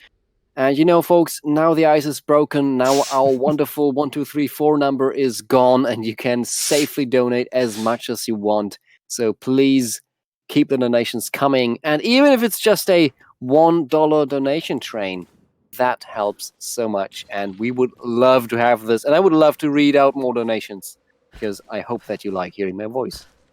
I do, so I want to hear more donations. Yeah, this is how you are supposed to do it. You're supposed to jump off that ledge just barely to trigger this area, and then you can actually jump back onto it. But yeah, the problem is you're not supposed to be here yet. You need an upgrade that we don't have yet. So if you fall down that part of the wall, you can't get back through it. Yeah, and here this is the only real part that I need the grenades for to unlock a collectible for now. But yeah, it takes 2 grenades, so that's why you want to stock up early. Otherwise, you have to backtrack here later, and that takes a lot of time. But now we're in the research base, which I will only very briefly do some stuff here, just what is literally on my way. And this is actually the last area we will visit to complete before we go off to the point of no return, more or less. So yeah, now I just shoot some totems here, because again, I don't think they're called... No, they actually are called totems here as well. And then I need to get rid of these guys. Is he? Okay. Yeah, I need to get rid of these guys so I can interact with the campfire. And as I said, we basically only went here to get this campfire, so it allows us to fast travel here later on. And now we can go back to Shipwreck Beach. As it turns out, this already, like us briefly being at the top of Shipwreck Beach, unlocked the campfire at the bottom, which is, as I said, basically the base of operation for our whole crew now. And there are quite a few things to collect here. And there is also another challenge, which is called Minesweeper. And we play No, we don't play Minesweeper. We basically have to detonate like 10 sea mines. Sorry for the disappointment. Just good, because I actually don't really know how to play Minesweeper. I'm sure Kayumon could help me, but... I'm not too sure about that. I can hear the panic in the voice. So yeah... It'd certainly be interesting. Sorry for the disappointment. But yeah, it's just each of these mines basically takes 3 shots. And as it turns out, the pistol is actually pretty good for this, because it's a very accurate weapon. It obviously doesn't have the fire rate of the... assault rifle, but it also has way smaller spread. Yeah, you want to jump off this actually, because here I will do another skywalk to get on top of this part of the ship. When I can get a skywalk of this. So the idea is to actually climb around the outside of this ship, first to the other side, and then make your way to where we are supposed. Can you please get the skywalk? So you're not supposed to go up to the deck right here. But I'm also not sure why I'm not getting this skywalk here. There we go. And we'll... okay, there we go. Now we're on this side, and the idea is to shoot off this anchor, because we need this part of it to upgrade our bow, to get the compound bow, I guess? I'm not sure if it's compound or recurve, whatever. A bow upgrade that allows us to fire rope arrows into stone walls. But you're not supposed to be on that part of the deck that I was, but it luckily still, like... Oh my god, how did I miss that? Well, time to use the shotgun. Okay. Yeah, the game is like super confused there and just puts you on the other side, despite you being in a total different position. Yeah, it just triggers the cutscene and it assumes you were on that part, so Laura can just pick it up. Yeah. Which is actually really helpful because it's lets us skip the climbing part. Yeah. Yeah, now that we have that upgrade, we can go back to Shipwreck. Well, we're still technically on Shipwreck Beach, but to the actual base. We checkpoint reload here because this actually places us at the beach, so we don't have to go slowly through the water. I'll take a small detour here for GPS and a mine, but then we will get our bow upgrade, which we need to proceed. So I will go to a campfire, but that's like all I am doing for this. This is an automatic campfire that you get here. So this is just, recurve bow, compound bow. Okay, it gives you both. I have no idea of the upgrade system, as I said. Whatever. Let's just proceed. Is it the final campfire we're accessing, actually? Well, depends, because I will access some for fast traveling, but this is the last one we really get something out of. Like, I will not get any skills or upgrades or anything like that from any now on. Okay. But yeah, campfires are also your means of fast traveling. So once you unlock one, you can fast travel between them. Not between all of them, there are only specific one that allows you that. Usually like the main ones in the main area. But that is one of them. So we will use it to do fast travel away from it, and we will also use it to come back here. Actually, no, we will not use it to come back here. I'm lying. I'm sorry. I got confused, just like the game. Also, nice boars running around here. And a crab. I will spare them. There is actually an achievement in this game for killing the crab, but... Oh, really? Yes. How dare they? Yeah, I know, right? No reason for me to do it. This is not an all achievements run.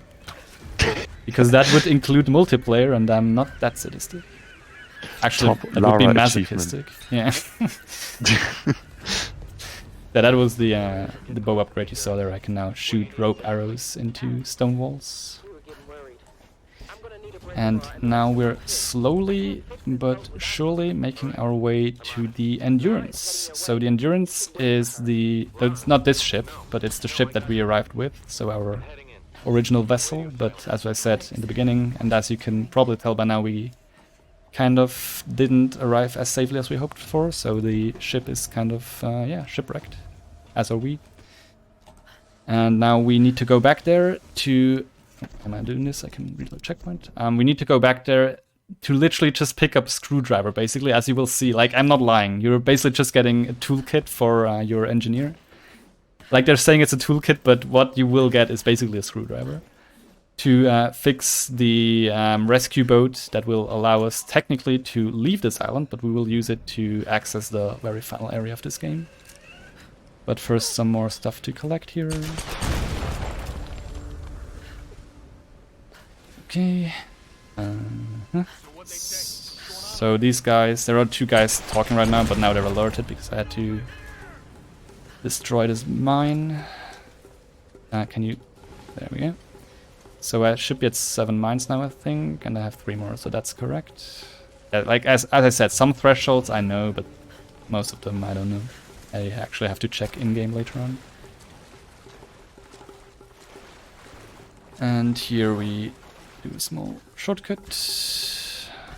Once Lara would get up there, yes. Okay, for this one. Just read what Xona wrote at the chat. Yes, and it's not wrong.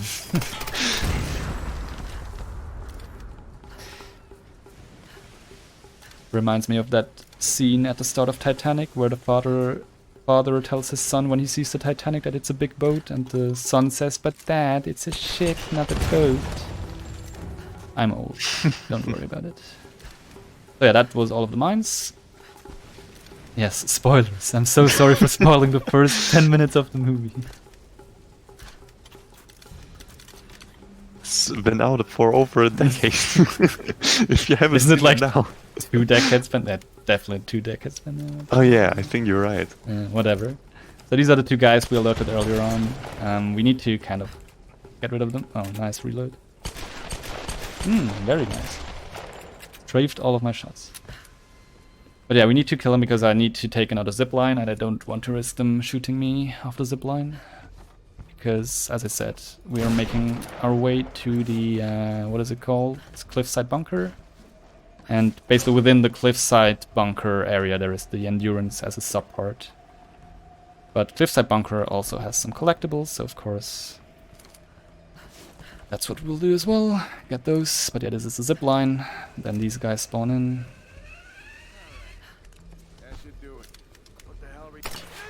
Except if you hit their armor because of the nice spread.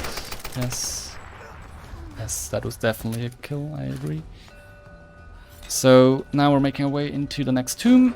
And the next tomb we will break pretty severely. So this is the tomb, if you remember, with the raft and the electrocuted water.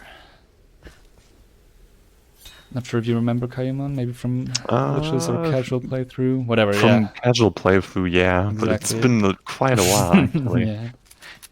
I know as well, because my casual playthrough was literally when it came out and I haven't touched it since in a casual way. Oh wow. Yeah, it's been a while. But yeah, basically there is a huge area flooded with water, and of course, as luck will have it, there is some like wires, electrocuted wires that will go into the water, and that would hurt you quite severely. But as it turns out, we can clip into that tomb without the wiring like getting triggered.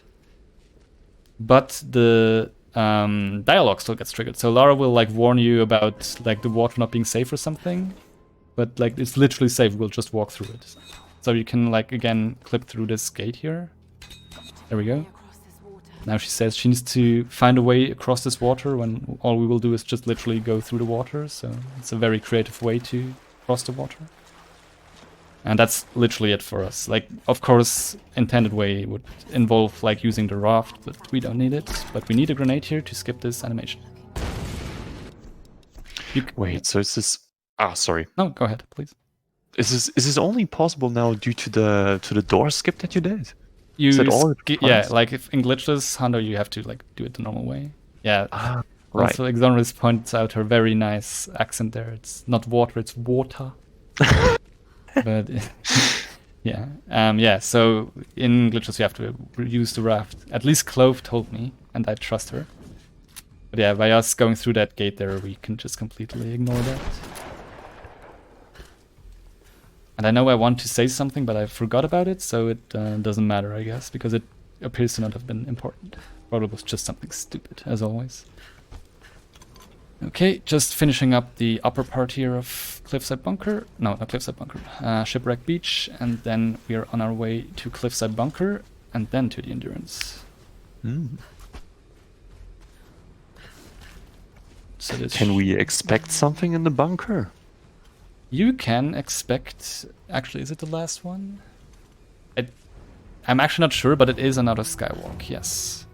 Wait, skywalk? Oh, okay. And it's actually pretty much the worst. Like, I had to... Like, I still wouldn't consider it consistent. It has, like... If you remember the Lara Skywalker one, we did up to the bunker in at the start of Cliffside... No. At the start of Shipwreck Beach, the one that I failed a few times. I told you, like, and you saw that there were some holes in the collision. This upcoming skywalk is the same, except like 5 times worse. Like, it's... I know I'm Swiss, but I have to say it's like a Swiss cheese. Like, there are holes everywhere in that collision, and you can just fall through. So there is no real like visual cue. You just kind of have to gain enough speed and then hope you get all the way to the top. Yeah. Okay. So we'll see how that goes. So yeah, you're supposed to use a zipline here to get over there. First of all, there's a GPS here, but now I will try to get a skywalk of this. This might also take a few tries. And you want to get up here. Okay, then you can land here, and now you can jump over here and fall down. Yeah, so that's like the final part there. You need to land in a somewhat safe spot at the top of that waterfall. As you can see, the rest is like you slide down instantly. So that's actually a bit surprising that I felt that part, because this is what I struggle with usually. Okay, again not. Let's hope it works this time. Good. Now we can do another melee attack up here, and now we're at the top. It doesn't look too interesting, but now you can see it's definitely something is skipped here. And this actually doesn't have collision, so I have to jump across this. And you can, yes, fail the skip at the very end there. But now that I had a checkpoint, I can reload it and everything is loaded. And now we're inside the bunker. Wow. Which is helpful. And this is actually one of the very few grenade picks up here. So I get 2 more grenades.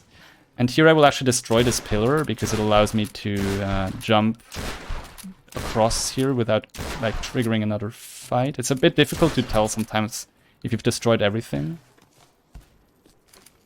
But this should be good, yeah. So usually you're supposed to like take another way here, or you can take another way, or you would take another way, and it would trigger some more guys, but now just these guys get triggered, and you can get rid of them rather easily. And this is another challenge where we have to burn these banners. But luckily now we have fire arrows, and we can do that remotely, and you actually have to do that remotely in some cases. But yeah, obviously way faster than what we did at the start where we had to use the torch. And now we're getting very close to the endurance. You might just see it off this cliff here when I get back. This campfire. The blue ship there, pretty difficult to miss. But as you can also see, it's not very afloat anymore. But yeah, so this is a banner you can very easily miss. Like, why is it all the way up there? Whatever. So yeah, now we're going all the way there. And in the endurance there is just one collectible. So that's what we go over there. Very cool.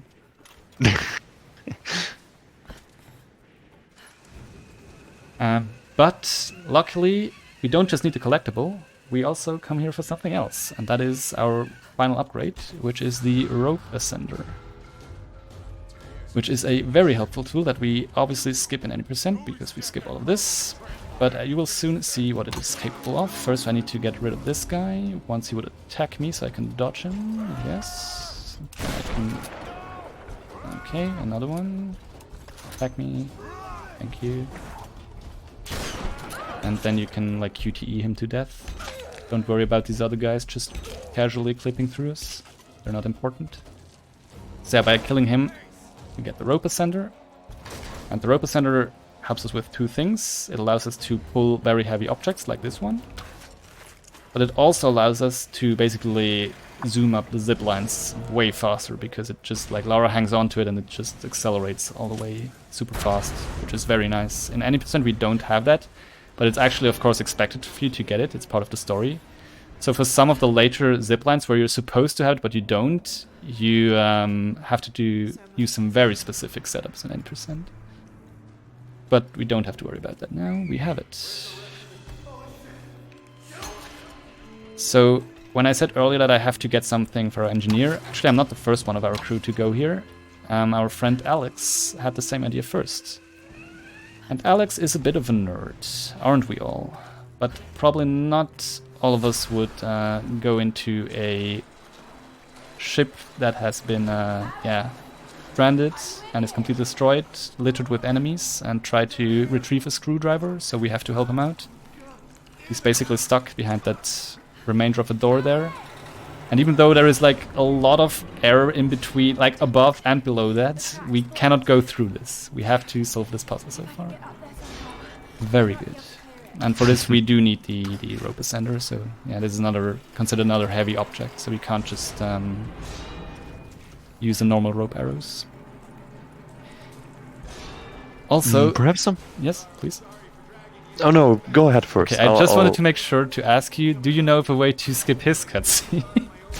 His cutscene? Well, the cutscene. No. Okay, good. Okay, so I can go ahead. Yeah. So just as a warning, whatever happens to Alex happens, and we can't skip it. So I'm not lazy. I'm not cruel. I just have to show you the cutscene. I can't skip it. Oh, perhaps I can tell my thing then. This is about that.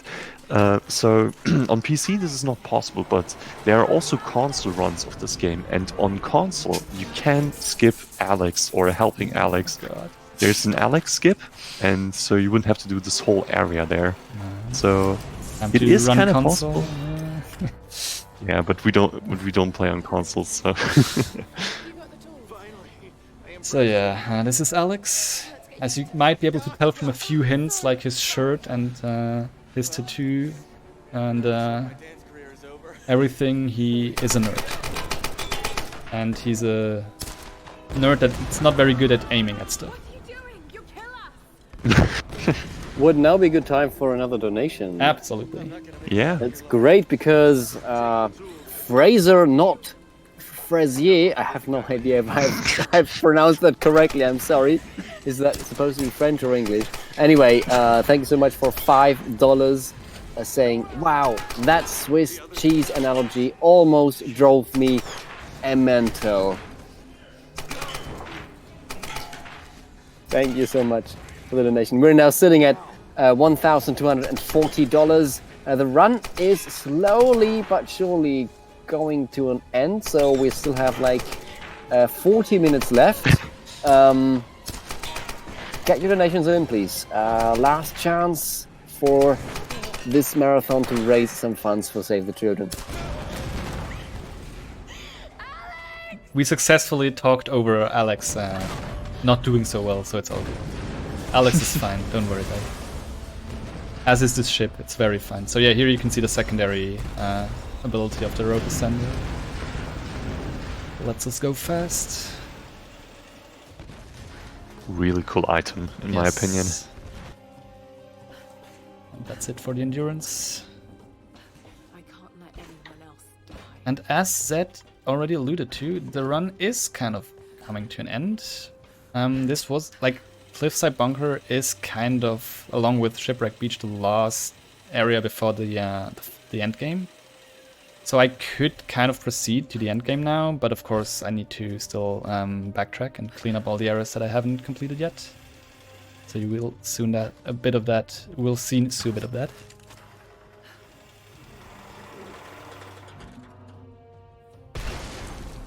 And also, this is a cutscene that we can't skip. I think. Please correct me, Kaimas. No, we can't skip it. Okay, good. Or wait. But there is a logbook here that she opens. And of course, this is a document, so it would open the inventory. But you know what that means? I have to go into Alta 4 during a cutscene. Because yes, it also applies to this. So you will see it fade out now. But it doesn't open the inventory, so it just comes right back here. So yes, Alta 4 even works in cutscenes. Ancient ruins in the Very old days. nice. Control over the storm. And here's another roll through this door at some point, please. Thank you. You can tell I'm usually not playing with DLCs because I don't know how those rolls work. And now it's literally just backtracking to where I haven't collected stuff yet. And now with the rope ascender, I can also open these structures that require like a bigger force to pull them open. And soon, yeah, I'm out of Cliffside Bunker. That's 5 out of 5, good. And we will go back to Cliffside Beach. We will be at the very top part, so we will first have to go down all the way, but then there will be one more tomb in Cliffside, no, in Shipwreck Beach. And then the big cleanup part starts, where I will go back to the previous areas. Once that's done, it's endgame time. Okay. And with endgame, there's always the part approaching where I will check whether I got all of the stuff that I need, which is definitely never nerve-wracking and shocking when you realize that you missed something along the way and you have to go back and get it. Alright. Nah, it's gonna be fine. Endgame is one of Exonerous' favorite movies. That's nice. I haven't seen it because it's not an anime. I mean, what? Okay, so now we're back in Shipwreck Beach. But now we have this, so we can access this part. And actually, I will reload the checkpoint here. If I would just go on and not reload in between here and the next scripted event, I could actually not skip the next cutscene, and it would take like 2 minutes. So wherever you reload doesn't matter, but as long as you reload somewhere in between here and the next campfire, you can skip that cutscene. Don't ask me how that works. But yeah, basically there are just 3 guys here, and I needed to go up here just for that GPS cache. And now I need to go all the way down. And luckily there is a nice zipline structure here that I can use to go all the way down.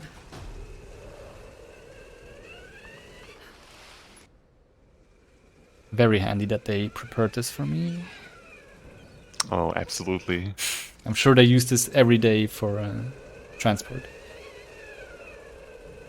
So yeah, as soon as we approach, like you can already see our friends there standing near the campfire, and we will get a cutscene here. Basically now, yeah, this is what we got. Screwdriver. So now that we're done with that, we're basically ready for the end game. We can talk to them anytime to access it, but as I said, first some cleanup. So there is a tomb here that obviously we need the rope ascender for. And now we go in there. No, you, Gandrick. You're all cute. And so this tomb we also kind of don't do the intended way. So if you remember how we clipped up some collision earlier on, we can do kind of the same thing here. It's just that we also have to jump out of it, because what we want to do is climb up that stone wall there, you can see it, which is prepared for us, but it's a bit high up right now. But with a somewhat precise clip, we can launch us high enough to get to this, yes. And now we're up here. They must use this place to store food. And now we cancel this again, and we have this tomb raided. And that's it for Shipwrecked Beach right now, but we have 3 more areas we need to go back to. The first one will be Shantytown for 1 more GPS and 1 more tomb. Second one will be Summit Forest, and then Mountain Village. Then we can make our way all the way to the end game before, yeah, the aforementioned big fight happens, which is very fun, but more on that later.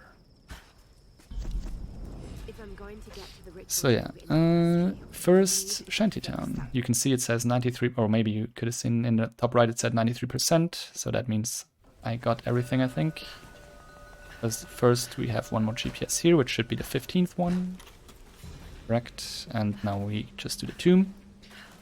So at the start of each tomb there is supposed to be this part where Lara lights a torch and slowly walks into it. But as you may have also seen, at the start of each tomb I started jumping and rolling like crazy. So as it turns out, if you do the jump rolls repeatedly, you can delay that action, and it's faster than doing a slow walk. So as long as you maintain those jump rolls, you can avoid slow walking, which is what I'm doing. Yeah, but now I like hit a small ledge there. So that's, yeah, this is how slow walking looks like. And again, here I'm doing the same just to avoid slow walking. And now we come to the tomb, which is basically just a seesaw puzzle, but we're not quite solving it the intended way, I think. But basically you can take a shortcut here if you do an like pretty like precise jump, I guess. Yeah, you can extend your jump there a tiny bit and just skip straight ahead. And now we're here, and that's already it for this tomb. Pretty nice shortcut.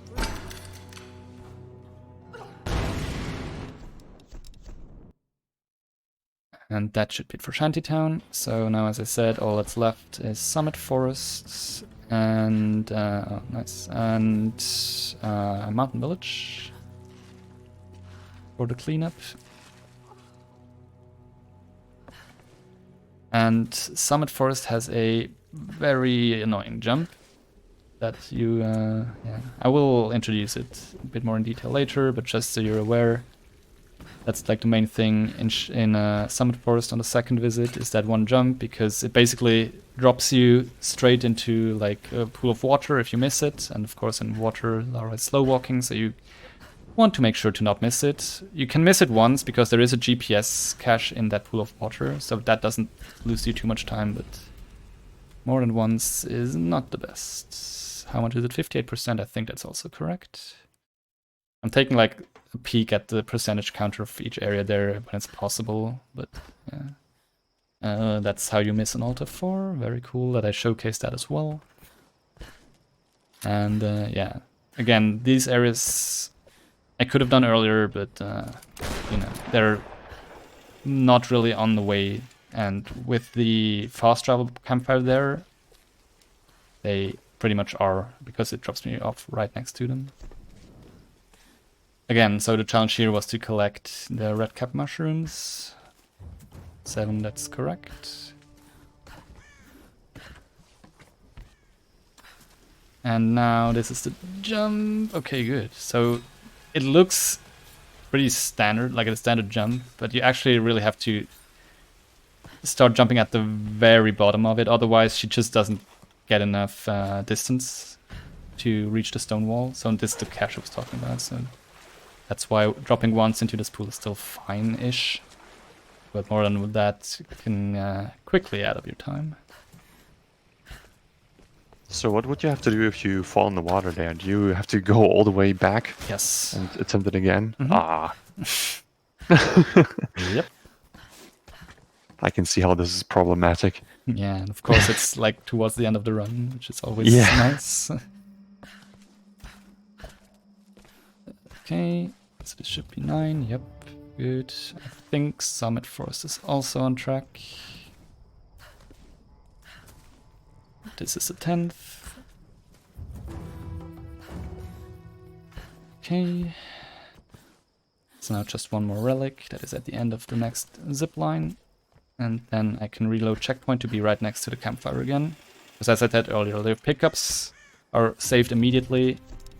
But like there are only certain checkpoints that really store your position. So that's why I'm back down here. Okay, and now we go back to Mountain Village and clean this up, which will be the last big area that we need to clean. Also drops us off right next to an enemy, which is interesting. But yeah, this part we haven't really been to, but I did do the skywalk around here earlier, if you maybe remember. So that's why I have to go back here. There is actually some stuff to collect. There's the relic here. And yeah, now I have the shotgun to also access, for example, this next document here. But of course, shotgun is not the quietest weapon, so most quiet weapon to get rid of these guys. And of course I still haven't lit all of the statues, but now I have the fire arrows, so I can do that remotely. And then we come up to the last tomb. So yes, no more tomb raiding after this, I guess. Oh no. But interestingly, in glitched 100%, we actually do chronologically, the first tomb you could visit, we do last. So this is like the first tomb you would come across. And I think in glitchless you actually do it first, because it's usually on the way, it's next to the wolf cave. But, you know, route-wise it just turns out nicely for us in 100%. And here you're supposed to light the sacks there you can see on the platform to make this one go up, but we can also use this to just grab the zip line that's supposed to take you out of the tomb to then climb it up to the end of the tomb. And that's the final treasure chest, hopefully. One thing I wanted to mention earlier is you can actually kind of lock yourself out of 100% on these treasure chests. If you grenade boost yourself out of the animation, but you reload checkpoint like too early, the treasure chest will be opened, but it will not count as you having like raided the tomb. So you can't reopen the treasure chest and you just can't get that tomb. So that's why I usually don't immediately checkpoint reload. I kind of wait out at least until the text of tomb raided is on the screen. Yeah, but that I also had to find out the hard way once. So now we're done with that. Just a lower area of Mountain Village left. This is where we like basically came out of the shaft where I told you the game might crash. Now we can collect everything that's left.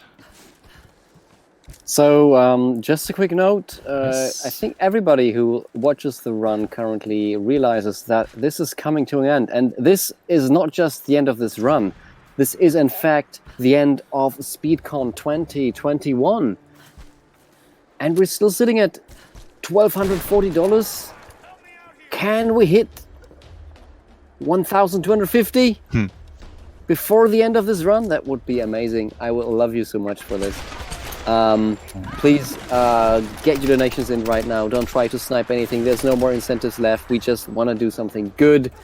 And you can donate by clicking the button below the stream or type !donate in chat.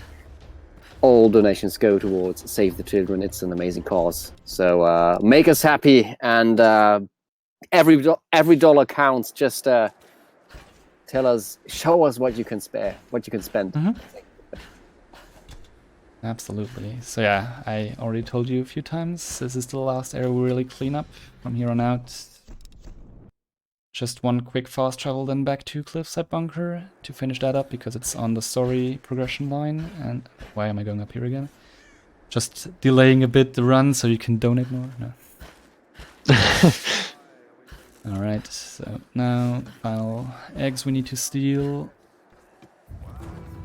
And the final statue we need to light. I hope that counts. Sometimes this can take a while. I'll just wait it out.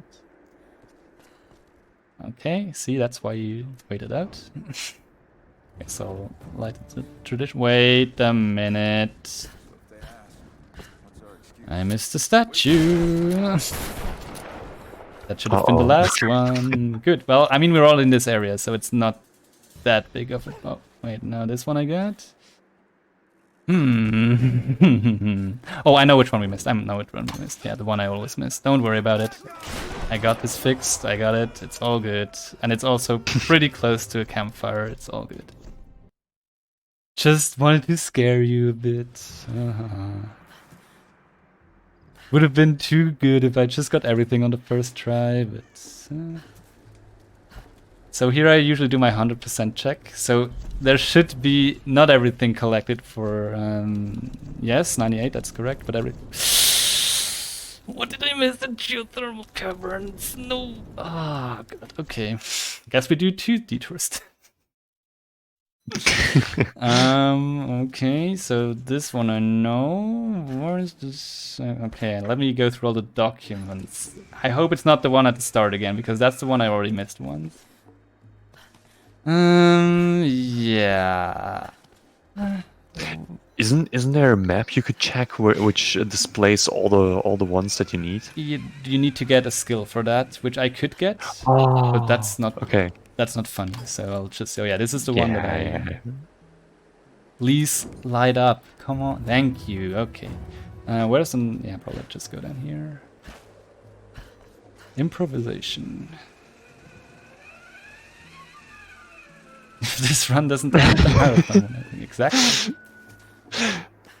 All right, we're back here again. And now we go document hunting in geothermal caverns again. Did I again miss the one at the very start? I would be moderately upset. But I have the suspicion that it's that one. Because the other one is... Oh no, it's actually this one. Okay, that one next to chessboard. Okay, then it's actually super quick. Nice. Yeah, the one that I also missed in another run is like literally at the start of the level, so you have to first go all the way back. Because this checkpoint is pretty much at the end of the level, so you would have to go all the way to the start of the level and then all the way back, because that's the only campfire in this level where you can fast travel from. Okay, so that hopefully is everything I needed so far. And now we're back in research base, so this is the campfire I skywalked to earlier. So now that's why I did that, so I can easily fast travel back here without having to go the intended route, which would include some climbing along the cliff, which is not as fast. This is another door that partially exists, except when you roll against it and it doesn't exist. And here is an elevator that also usually doesn't exist, because if you jump against this wall, you clip through. Very good. Okay, 4 out of 5 totems, that is correct, because there is the 5th one.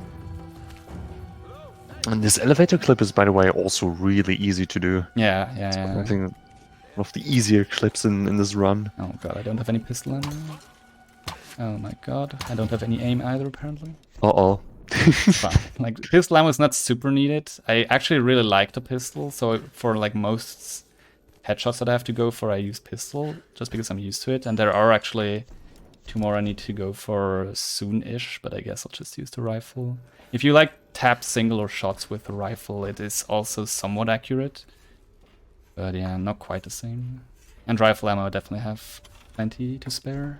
Because the rifle doesn't get used too much in this run, at least not by me, obviously. People have different preferences. But the rifle for me is the cutscene skip weapon, because it has the grenade launcher attached to it. Anything other than that is not used too much. And this cutscene I had to trigger just because it actually includes a document, so you get a document in that cutscene. Ah, okay. And here we skip a fight by flipping up this part. And now I'm getting pulled back again, so I have to roll against it, but now I'm free. So you can tell that this is, yeah, also interesting collision there. Or lack thereof. And also you can maybe hear the very dramatic background music with the violins I like playing, because you're supposed to like be chased and like cornered, but yeah, we just skipped all of that, so it's a bit overly dramatic for Lara just going through a tunnel here. But yeah, as you can tell now, our friends are attacked on the shore, so we have to go back. Damn it! No! And there are 2 guys spawning in here that I want to kill before using the zipline, because as I have told you multiple times now, it's not good to use ziplines with guys still shooting at you. But here is the rope ascender, and yes, in any percent we don't have this, so we have to just manually climb all of this, and it takes a bit longer.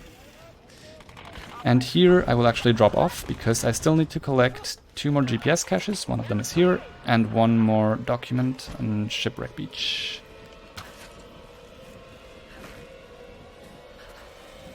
Yes, and as soon as I will collect the last GPS cache here, there actually is kind of an Easter egg where you get the secret chime from the classic Tomb Raiders. So if we hear that, which is like pretty easily like recognizable, it's a good sign. This is the document, and now we hopefully hear that chime once I pick this up. Yes, there we go. Yeah, and she even does the old school aha when she picks it up. But yeah, that's all of the GPS caches that lead out of the way. But even in the endgame area, there are a few collectibles left, so we're not quite out of there yet. But we're done with the main part. And now, because we repaired the ship, or boat, I guess in this case. Can you trigger this? So yeah, thank you. Now we can access the final area of the game. And just to be sure, do you know of a way to skip the next cutscene? No, don't worry, you can't. It's one of the few ones. I'm just making sure. I don't want to run into something again where I misinform people. No, it's totally fine. You really can't do this one.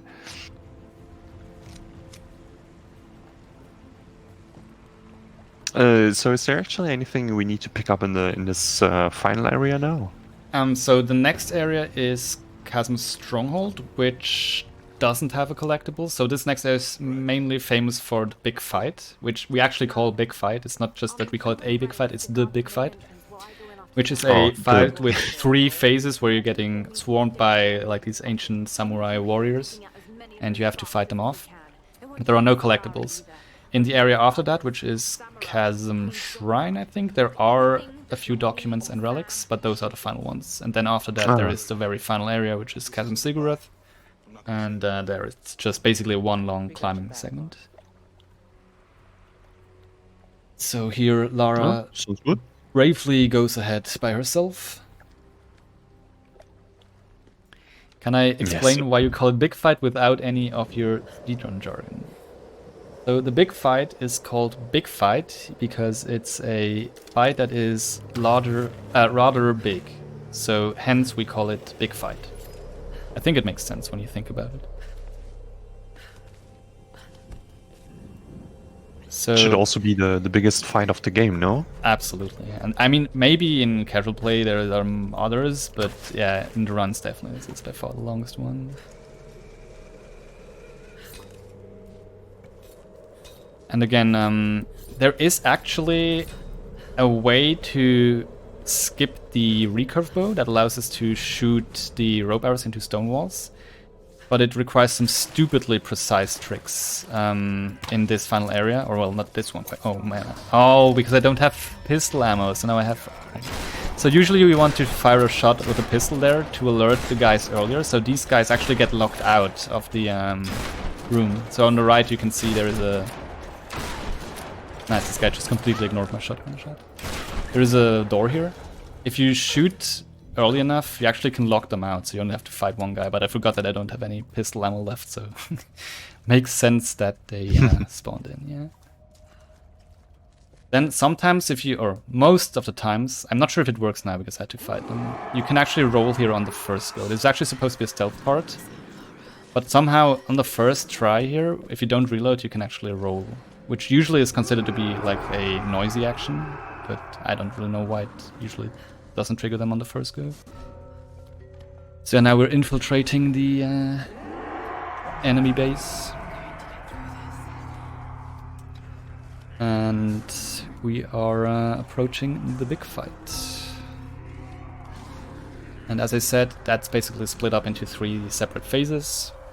You don't have to kill all of the enemy in each phase. Basically what we want to do is, in the first phase, you only need to kill 4 of the melee enemies.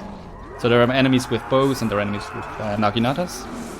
You only need to kill 4 of the melee guys in the first phase, then a cutscene will trigger to get you into the second phase. In the second phase you have to, it's getting a bit more complicated, you have to kill 3 of the bow enemies and 5 or 6 of the melee guys. I just know which enemies to kill, I don't really count them. But you don't have to kill all of them, and then you can do a checkpoint reset to get to the third and final phase, where you have to kill all of the enemies. But yeah, that's just a theory. It will go wrong anyways. Yeah, this is not the big fight yet, don't worry. But we have, okay, why did, whatever. Thought the first shot like missed entirely, but then he still died in one shot afterwards, so whatever. I'll take it.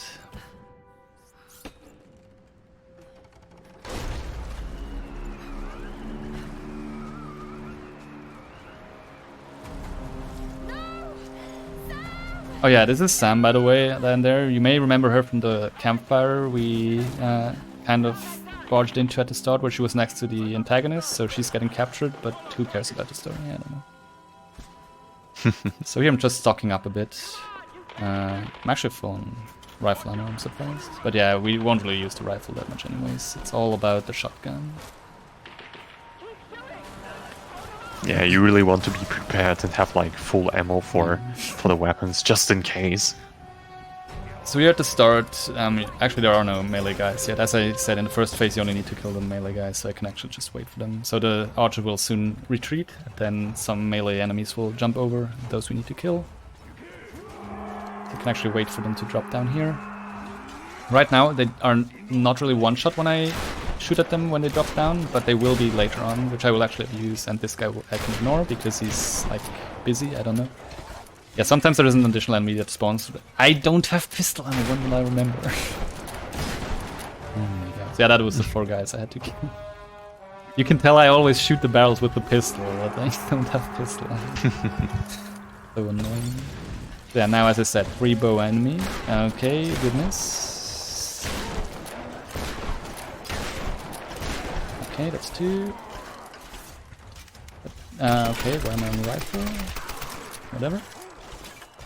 And now we want to lure them kind of over here because there is supposed to be a trap here with these, but we can actually use the explosive barrels against them. And now we can blow up this tower. And then there's this guy on the left. And there's another one, okay. And now I get a checkpoint and I can reload that. And now I will go into a somewhat specific spot and I will try to snipe the enemy, like the melee enemies that drop down in midair, and for some reason that one-shots them. I don't need to hit them twice, even though they're armored. And this is where the increased fire rate really comes into play, because sometimes, like in any percent where we don't have the upgrade, they drop down so quickly in succession that you don't have enough time to really hit them all in midair. What are you doing? Okay, that was good. And now we just need to kill this guy. There is another melee guy here. Okay. And that was the last one. That was the big fight. So that was actually the last fight. Technically, there is a final boss fight though. So I guess it was not the last fight. But, so that was, as I said, Chasm Strongholds. Now we go into Chasm Shrine, and that's where some collectibles are, so I need to collect those. Okay, so first one is over here. Since it's a relic that has a longer pickup animation, I can actually checkpoint reload. Since the checkpoint is right there, then there's a document here. So I need to open this door here, not just to go inside here and to collect more stuff, but I will actually also use it for a skip soon-ish when I can get around that fence. Again, here I can checkpoint reload just to get to the top level again, so I don't have to climb up, and to skip the relic animation. Document, and then there is a treasure map here, and that should be it for this part, and then I can checkpoint reload to do the skip. So here you're supposed to use your rope ascender to pull a cage in the middle of the room that you could usually spawn to crash the gate to proceed, but we also cannot do that because there is a faster way. That hopefully goes well. So first we can clip out of bounds here. Then jump to this part, and now we want to curve our jump around here to go underneath, and they landed on top. Yeah, so you kind of want to squeeze in that part there underneath the platform to go underneath that. But yeah, it's a rather small opening there that you have, so don't worry. Luckily the checkpoint is right there, so we can just try again. Okay.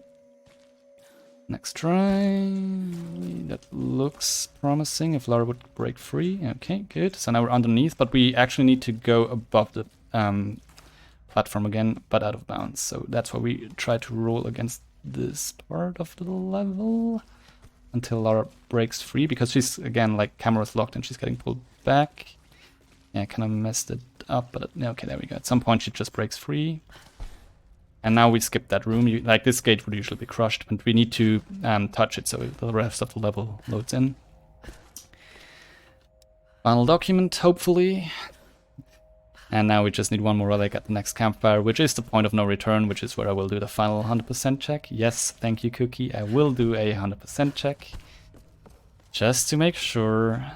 And I would be very mad if I did not get everything, because I just checked earlier, but who knows. So there is another relic back here.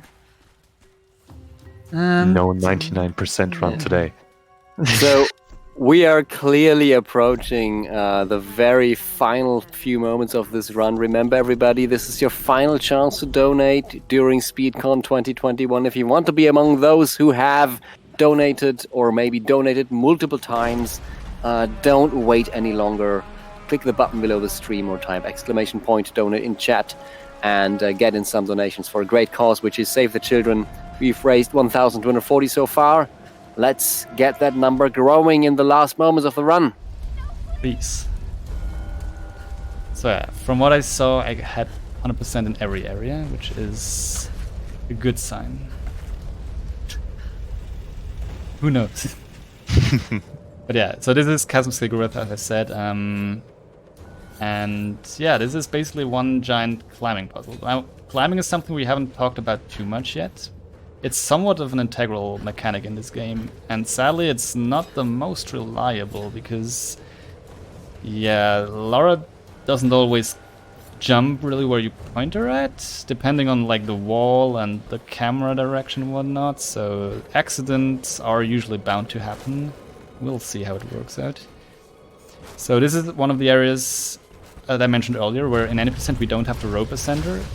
So this part here, you're like, it will collapse, and you're supposed to have the rope ascender. So if you don't have it, you actually would overshoot this beam. So you have to use a very specific setup to land right on the beam in any percent where we skip this, which is very stupid.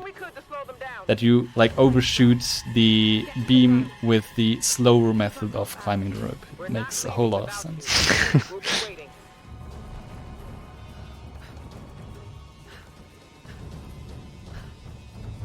Yeah, but the robot scanner really makes this so much more nicely. Yeah.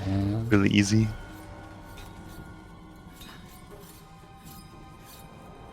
And we're coming up to a quite long climbing segment here. First, we have this last zipline, actually. Yeah, this is the last one. Oh. And... Sorry? Go ahead. I just want to ask if the climbing section means we can announce something very exciting. Absolutely. Absolutely. That's great, because we have reached $1,300 for SpeedCon 21. I'm so happy, everybody. Thank you so much for your donations. Earlier, a few minutes ago, House Test raided this channel, actually, and he brought in, they brought in $10, saying, good luck, Cadarev, and let's save the children. Thank you so much for the donation. It means so much. And our own Smaragd SL, organizer of this event, has sent a message. The marathon is going to be over soon, and I haven't donated yet, so here's some money. Since it would be weird to say thanks for the event as an organizer, thanks to everyone for running, donating, watching, hosting, or helping out otherwise. And that is a $50 donation from our organizer. Thank you so much. And with that, we've reached $1,300. I am so proud of all of you. That was amazing. You can still donate, though, as long as the run goes. Which will not be much longer, because here we come to the final boss skip, actually. Which is all about landing on that part of the pillar and completely bypassing the entire gauntlet of enemies you're supposed to go through. But we don't actually skip the final boss, because of course, as in every good game, the final boss is a QTE. We love QTEs. So it's absolutely great. So yeah, you can get ready on time.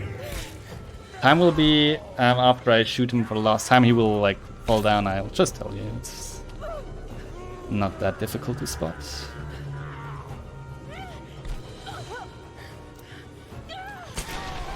Actually, maybe it's not 100%, so I have to go back. You can actually go back after the game, so we'll see. So yeah, ready on time.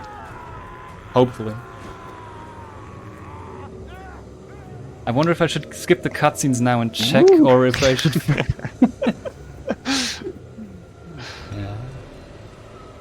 Yeah.